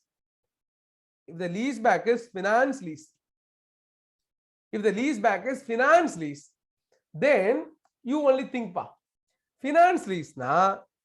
If it is J Limited who is having physically this machinery, after leasing it back, physically still with J Limited. Physically still with JV Limited. In the books, sorry, physically leave it. In the books, sir, in the books, JV Limited having the machinery. When you sell now, you make a sale entry. When you make a sale entry, from the books it is eliminated. From the books it is eliminated. But again you are leasing back, resulting into finance lease. Now, again that asset will come in your books. Again that asset will come in your books. Hope you are following this, everybody. Apo, physically you, it is not changed. In the books also, machinery is still not going anywhere. It is still there in my books. Then the standard field, this is not at all a transaction. So, if it is resulting into sale and lease back being a finance lease, na profit or losses, deferred and amortized. Deferred and amortized. Very simple, my dear friends. Hope you are following, everybody. Okay. But I sold the asset and I again took it on lease, but it's only operating lease. Apo, any change in the books is happening? Any change in the books is happening? Books any change is happening? Books change is happening. How? At the time of sale, I removed the asset from my books. Again, I took it on lease, operating lease. In operating lease, I don't take the asset in my books. Lessee don't recognize asset in my books. Oh, then I am half convinced that this is a genuine sale. I sold and I took it on a normal rental transaction. So thereby I feel that it is a genuine sale only. But I am not fully convinced. I am only half convinced. All of you. About to convince fully, I will compare the sale value. If it is a genuine sale, sale should have taken place at market price. So I want to check now whether the sale happened at market price or not. Sir, sale value happened at fair value. Fair value na market price. Sale happened at fair value. I am fully convinced now. Operating lease, half convinced. Then sale also took place at fair value. Now, fully convinced. Then, my dear friends, the standard says that profit or loss recognized immediately. Profit or loss recognized immediately. All of you following? Everybody, just give an acknowledgement. Profit or loss recognized immediately. Sorry. So, if the sale value is less than fair value, if the sale value is less than fair value, now I am getting a doubt. Even though it is operating lease, you are selling at a price less than market price. In the market, you could have sold for 6 lakhs. But you are selling for some 4 lakhs. Books value 5 lakhs. In the market, you could have sold for 6 lakhs. But you are selling for some 4 lakhs. So I am getting a doubt. Are you intentionally booking loss or profit? What is my doubt? My doubt is on profit or loss. Is my doubt on profit or loss? About your intention to book profit or loss? My doubt. Loss. So which means if the sale value is less than fair value and still if you get profit, I don't have any problem with that profit. That is recognized immediately. But how that is possible, sir? I am selling less than market price. Still, can I get profit? Yes, possible. Because profit or loss is not difference between sale value and fair value. It is book value and sale value. So in my books, it is 5 lakhs. In the market, I can sell for 6 lakhs, but I sold for 5 lakh 40. I am getting profit or loss. In my books, 5 lakhs. Market price 6 lakhs. I sold for 5 lakh 40. I am getting profit or loss.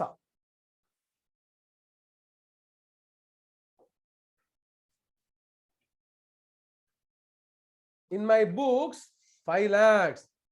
Market price 6 lakhs. But I sold for 5 lakh 40,000. 40,000 profits. But sale happened at more than fair value or less than fair value. Sale happened at more than fair value, less than fair value. Sale was more than fair value, less than fair value. So that is why he said, if it is sold less than fair value, and in spite of which you are getting profit, I don't have doubt. Recognize immediately. But you are getting loss means If you're getting loss na, then I want to check a situation.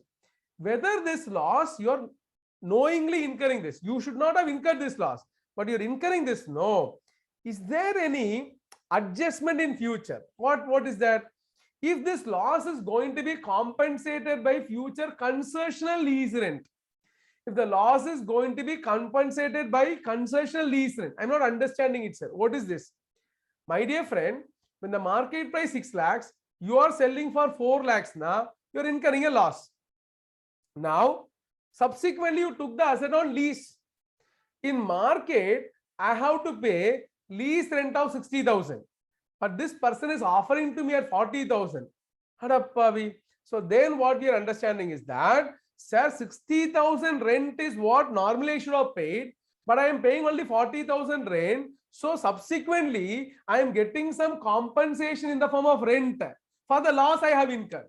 At the time of sale, I am incurring a loss. That loss I am getting compensated by the reduced lease rent. If that is happening now, then the standard says that then such loss should not be recognized immediately. It should be recognized over the period of the lease. Over the period of the lease. So if loss is compensated by future concession lease rent, then it is deferred and amortized. Exactly. It is deferred and amortized. If not compensated, how do you know if it is not compensated? If not compensated, then recognized immediately. Then recognize immediately. You may not be in a position to copy from this. I will spell out. So if it is compensated by future concessional lease rent, then it is deferred and amortized. I feel that is not a genuine loss, the adjustment loss. So what we are telling is that it should be recognized over the period of the lease. If there is no such compensation, then no problem. Sir, I sold it for 4 lakhs because no other choice left. I am in need of money. So nobody is willing to buy. So I am forced to buy it, sell at 4 lakhs. But I am taking the lease only at the market rent of 60,000. I am not getting any gain in the rent. Oh, then the lease is genuine. Then the loss is genuine. The loss should be recognized immediately. Hope you are following this, everybody.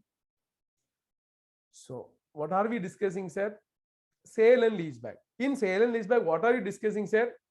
Recognizing profit or loss on sale if sale is resulting into leaseback. Okay, sir, what is the treatment? Two treatment. Either recognize immediately or deferred and amortized.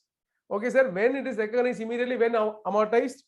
If the sale is resulting into finance lease, no question.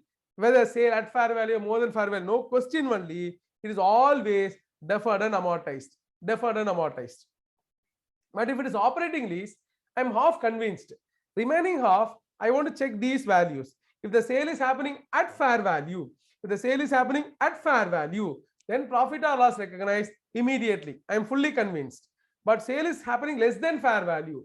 In spite of that, you get profit now, no problem. I don't have doubt about profit, but I have a doubt about loss. Our loss conditional answer should be given. For loss alone, conditional answer should be given. So this compensation, whether it is there or not, as a class, as an academic student, you can't judge.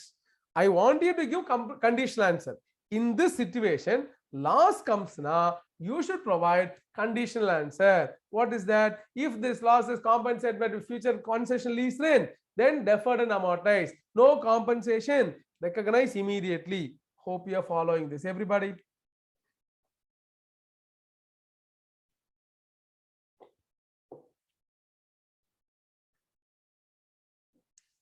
Operating lease, sale value greater than fair value. In the market, you can sell only for 6 lakhs, but you are selling it for 7,50,000. So book value 5 lakhs. Market, you can sell only for 6 lakhs. You are selling for more than 6 lakhs. That is 7,50,000. Nobody can sell like that. But you are selling now. That profit I won't accept.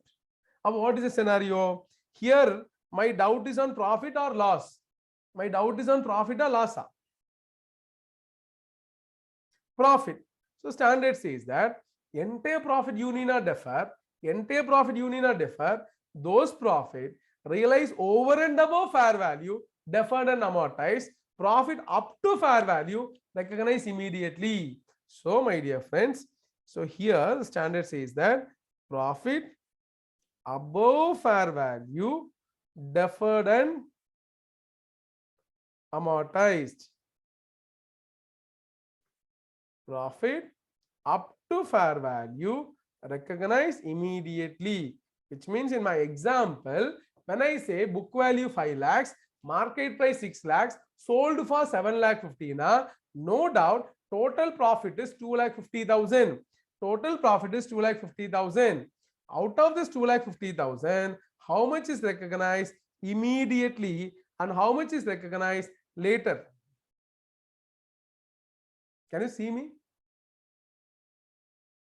Audio video clear? Okay, so how much is recognized immediately and how much is deferred and amortized in this example? In this example, how much is recognized immediately, how much is deferred and amortized?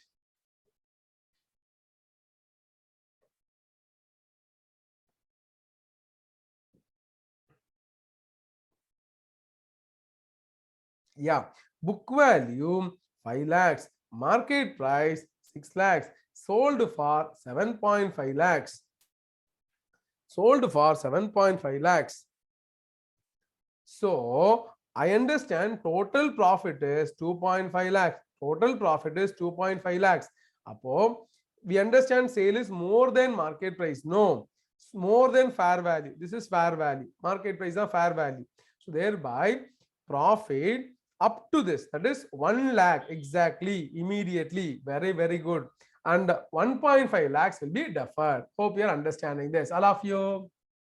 This much provision only, but there is last one more line. It says that, see, in case of sale and lease back and resulting into operating lease, before recognizing profit or loss, before computing profit or loss on sale, if fair value is less than book value, difference recognized as loss immediately. So this is before sale and lease back. Before sale and lease back. If you know it is resulting into operating lease now, then you should check this situation. If fair value is less than book value, this is called an impairment loss. This is called an impairment loss. This is not a sale loss. This is not a transaction loss. This is actually an impairment loss. So before the sale and lease back, this you should do only if it is operating lease. Before sale and lease back, if the fair value is less than, sir, what do you mean, sir? Which means already in the books 5 lakhs, market price 4.5 lakhs only na. So before looking into the sale value, you bring the book value to the 4.5 lakhs. We feel that book value is overstated. The difference of 0.5 lakhs should be recognized immediately.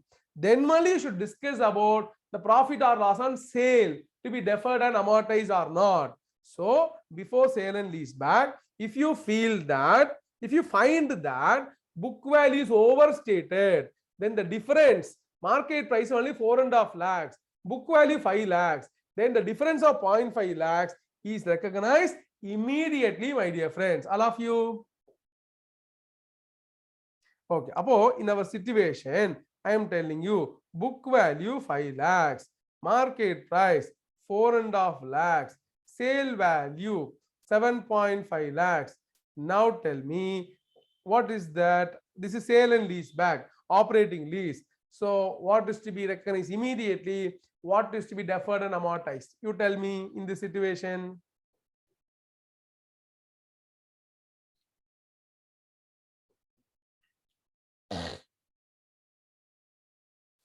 Exactly. So first the book value should be brought to this. So 0.5 lakhs immediately. Okay, next 0.5 lakhs immediately. Next.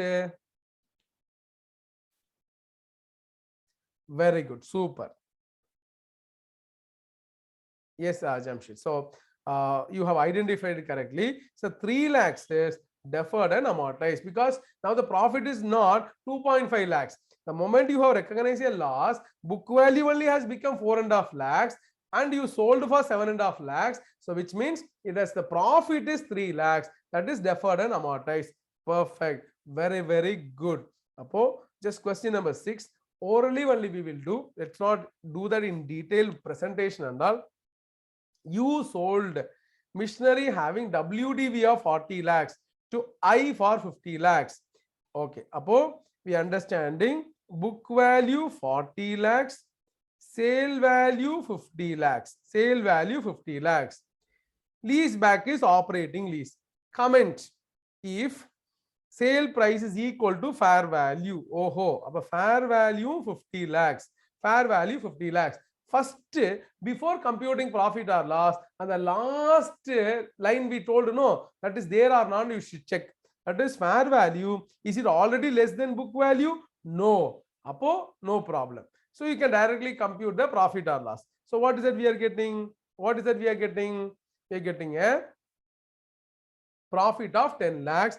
And since the sale is at fair value, profit is recognized immediately. Profit of rupees 10 lakhs immediately recognized as sale value is equal to fair value. Hope you are understanding, all of you.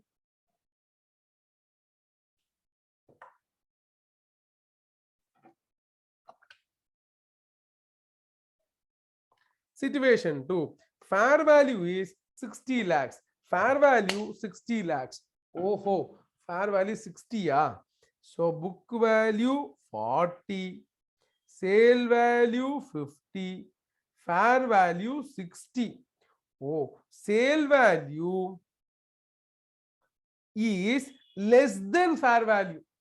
Situation in a sale value is less than fair value. So what are we getting?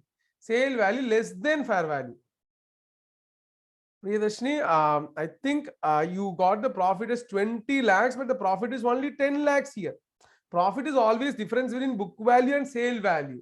So here we are understanding, we never compare fair value for profit or loss, only for the impairment loss we consider. So here we understand situation is sale is less than fair value. So thereby we have a doubt on loss.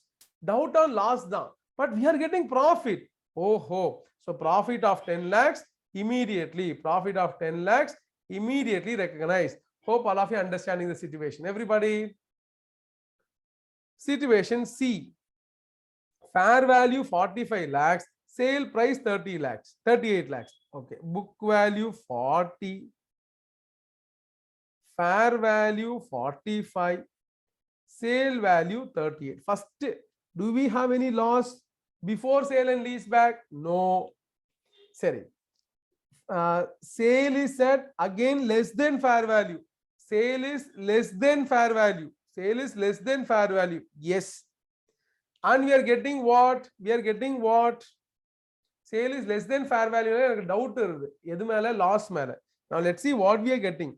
What are we getting?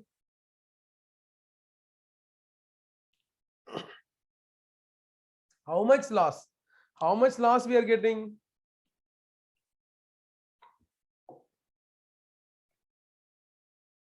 How much loss we are getting? 2 lakhs. 2 lakhs loss. We are getting loss of 2 lakhs. We should give conditional answer. We should give conditional answer. It is not immediately. So sale is happening less than fair value. Sale is happening less than fair value. So I am getting a doubt over loss, and what is getting also loss. Upon you should branch and say, if this loss is compensated by future concession lease rent, then deferred and amortized. If this loss is not compensated, then it should be recognized immediately. Like that, you should provide conditional answer. Do you follow, my dear friends?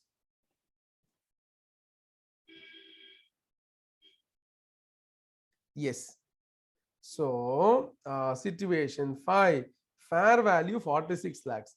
Okay, book value 40 lakhs, fair value 46. We don't have a immediate loss. then sale value 50 lakhs.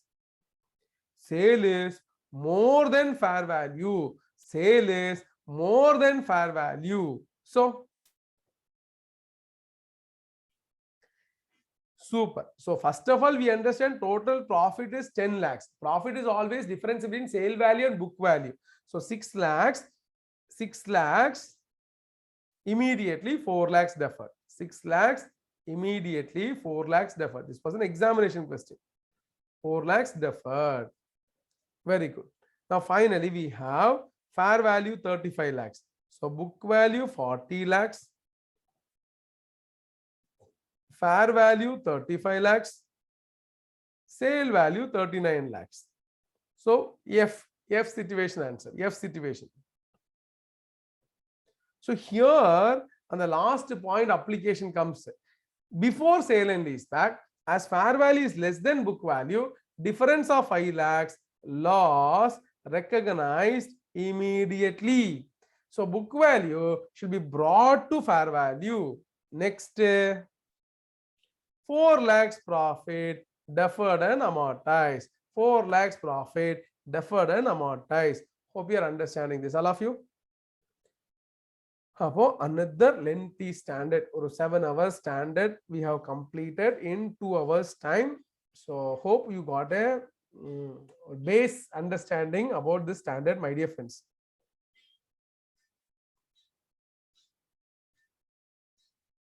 Yes.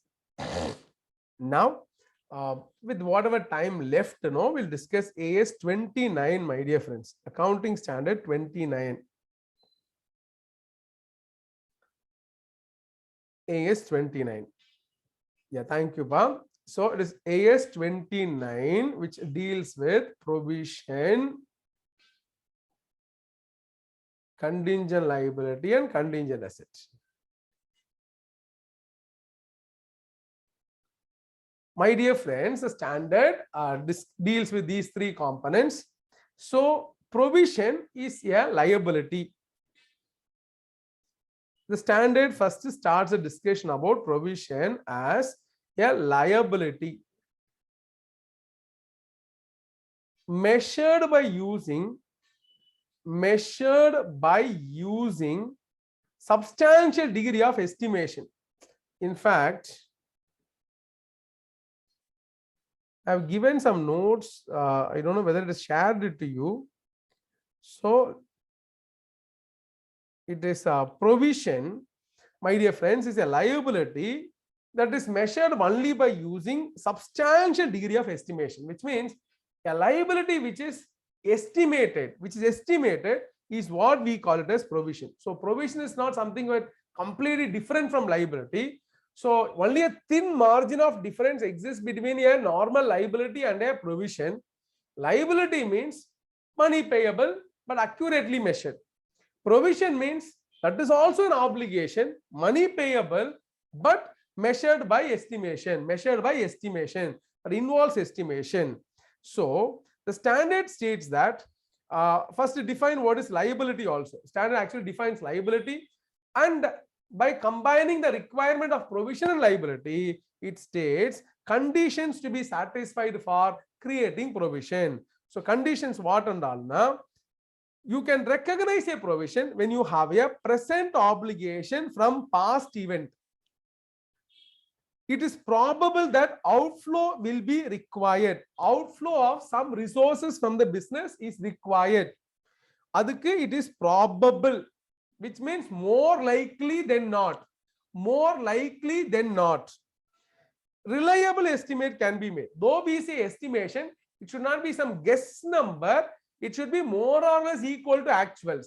That is what reliable estimate, which means there should be some basis, some past history, some data, statistics available for you to estimate. It should not be like how you go to examination stating, I will get 90 marks in accounts. This estimate la, this guess number or agraham.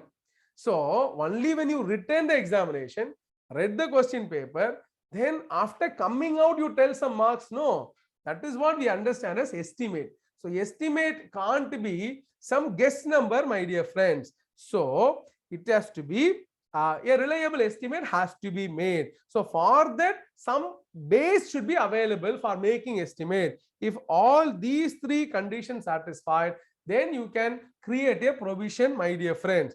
Adukku first it has to be a present obligation. So conditions la first condition what? There should be a present obligation. There should be a present obligation from past event.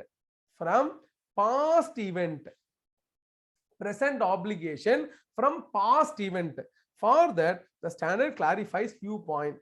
Generally, when certain event happened in the past, on the balance sheet date, do I have an obligation to pay money or not will be very clear. So generally, present obligation will be very clear.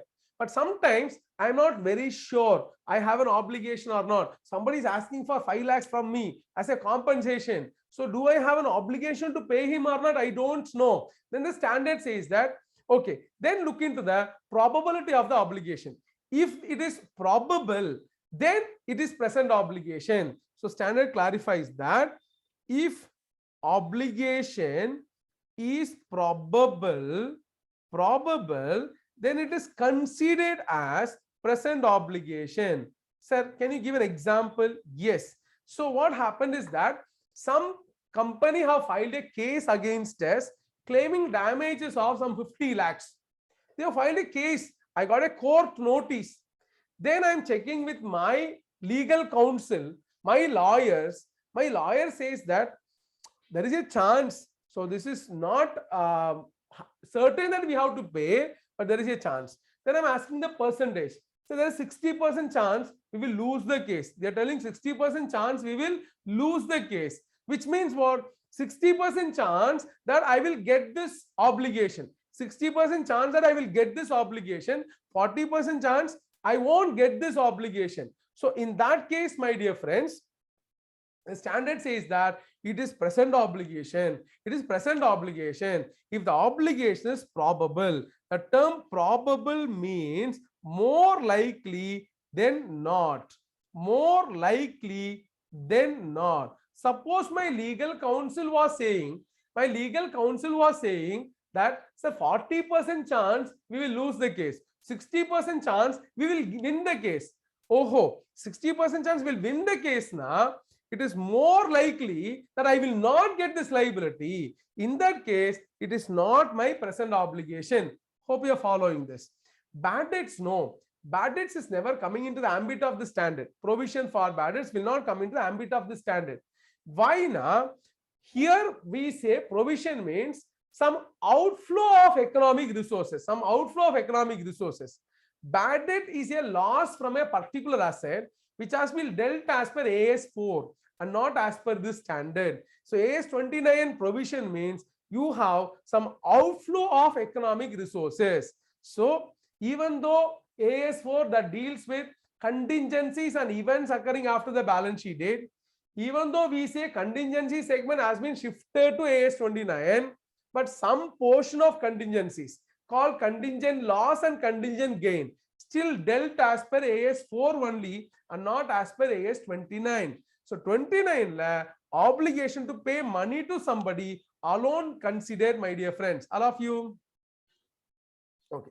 So what we are understanding is that if the obligation is probable, so if the question says so and so situation, 60% chance we will win the case, okay, no present obligation. 60% chance we will lose the case, then there is present obligation. Hope you are following. Then one more point the standard states, which is very, very important point for you to decide whether there is a present obligation or not.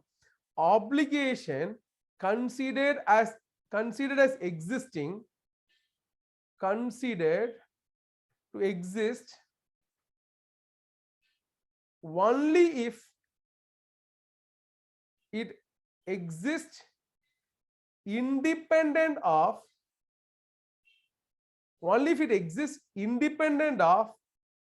future actions, including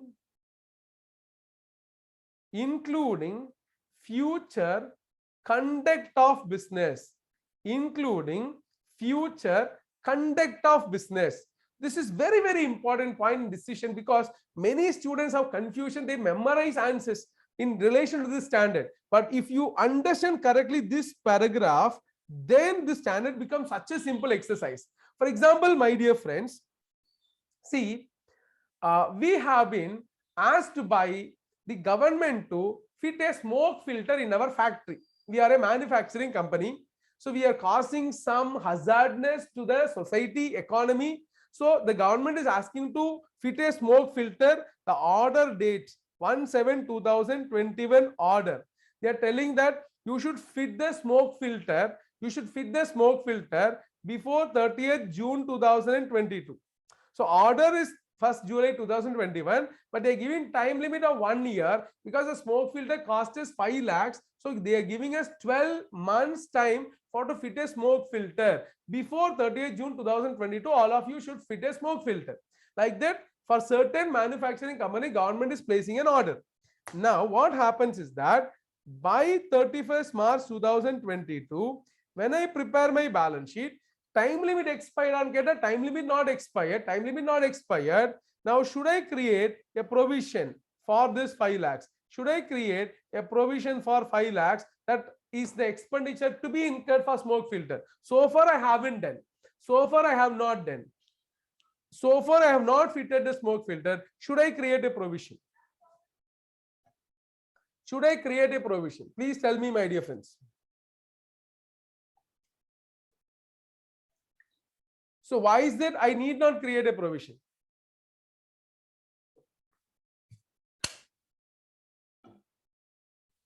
Why is that I need not create a provision?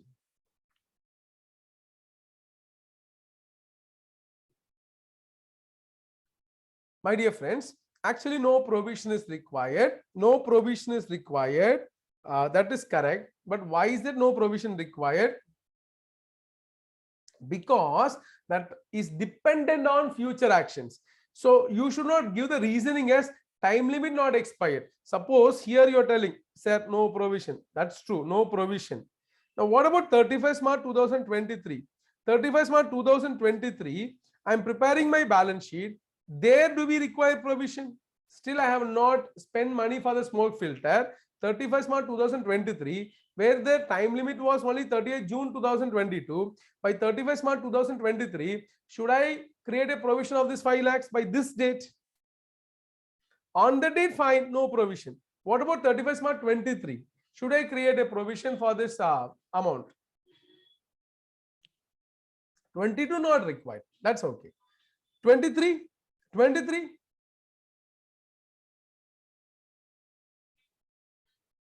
My dear friends, still no provision required, because there is no present obligation.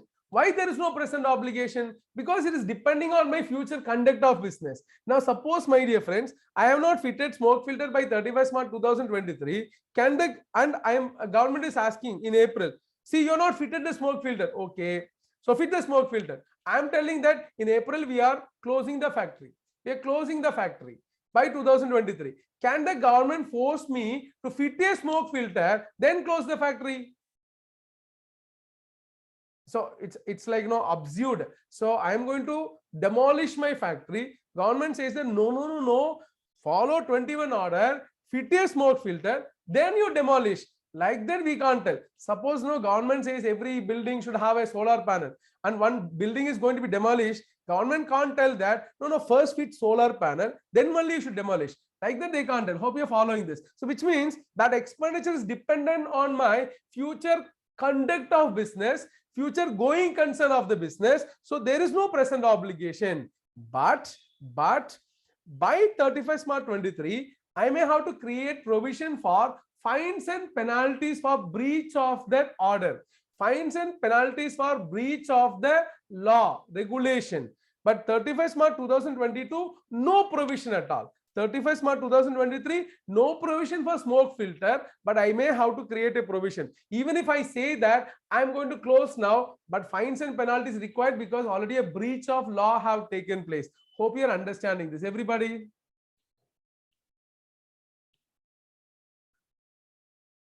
Just give an acknowledgement, please. Now, suppose, my dear friends, there is a government order. There is J Limited. Now there is a government order which requires cleanup activity to be done by certain factories, certain companies. So this J Limited now having a factory, having lot of waste. It's a chemical factory, so much of waste. So what they did is that they connected this to the factory to the nearby river. All the waste has been taken into this river, nearby river. So thereby the government order is now requiring cleaning up of this river for the contamination caused by J Limited. So they are still giving me time till 30th June 2022. Order was 1st July 2021. They are giving 1 year. Within 1 year, you should clean up all this contamination. Like their order is given, and I expect some 10 lakhs will be incurred for cleanup. 10 lakhs will be incurred by 31st March 2022. Still I have time. But I have not done the cleanup. Should I create a provision? Should we create a provision there?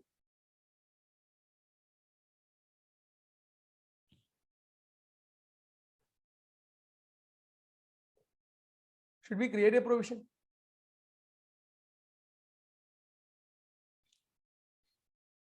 By 31st March 2022, so I have not made the cleanup. So should we create a provision? Yes, I have to create a provision. Whether time limit is there or not there doesn't matter. You have to create a provision because now it is not depending upon future conduct. It is not depending upon future conduct. Exactly, Mohammed. So thereby the statement is very, very important. Now in future, even if you say that I will close my factory, so what?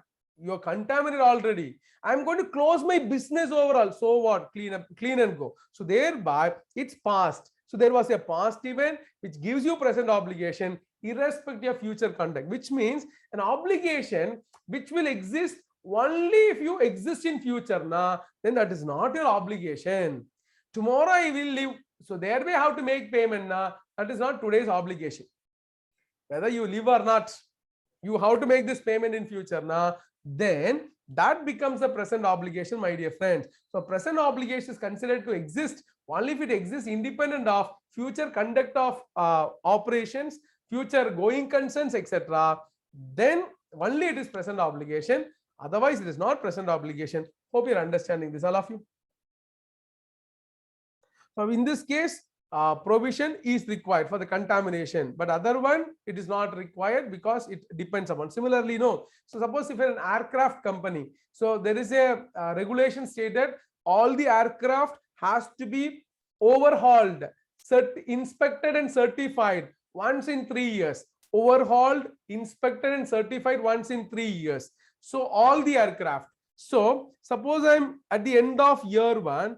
So overhauling cost totally requires 60 lakhs. So should I require a provision for this 60 lakhs by end of first year? By end of first year, should I create a provision? There is no need. There is no need. Even though the government says that once in 3 years I have to do mandatory. It is mandatory, but there is no requirement. Suppose I'm in end of year 2. Should I create a provision? End of year 2, should I create a provision?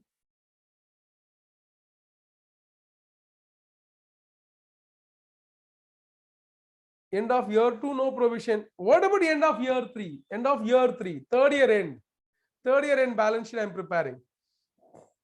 Third year end balance sheet I'm preparing. Still I haven't done the overhauling. I haven't done the overhauling. Should I create a provision? So still not required, sir. Still not required. Because in fourth year, suppose I am dismantling the aircraft or selling the aircraft. Government can't force me to overhaul this. So thereby, it is considered to exist only based on my future conduct of operation. Then past obligating event have not occurred. There is no present obligation is what this concept explains. You hope you are following this, everybody. Okay. The next thing is that penalty for violation. So it's which means no, if that particular third year end, if I have violated something, then I have to create that particular provision if such penalty provision is given by the government. Otherwise, no such provision. Hope you are following this. So like that, we are understanding there should be a present obligation based on probability based on future conduct of operation. Next condition is that it is probable that outflow is required to settle the obligation. So which means there's no other alternative except to incur outflow. That is what we say. It is probable that the outflow of economic resources required. Sir, doesn't going concern of the business affect here? Which going concern? In which example? Is the aircraft example? In aircraft example, why going concern is getting affected? So if I don't overhaul, so they will close my flight company. Is it so? Something like that you're mentioning?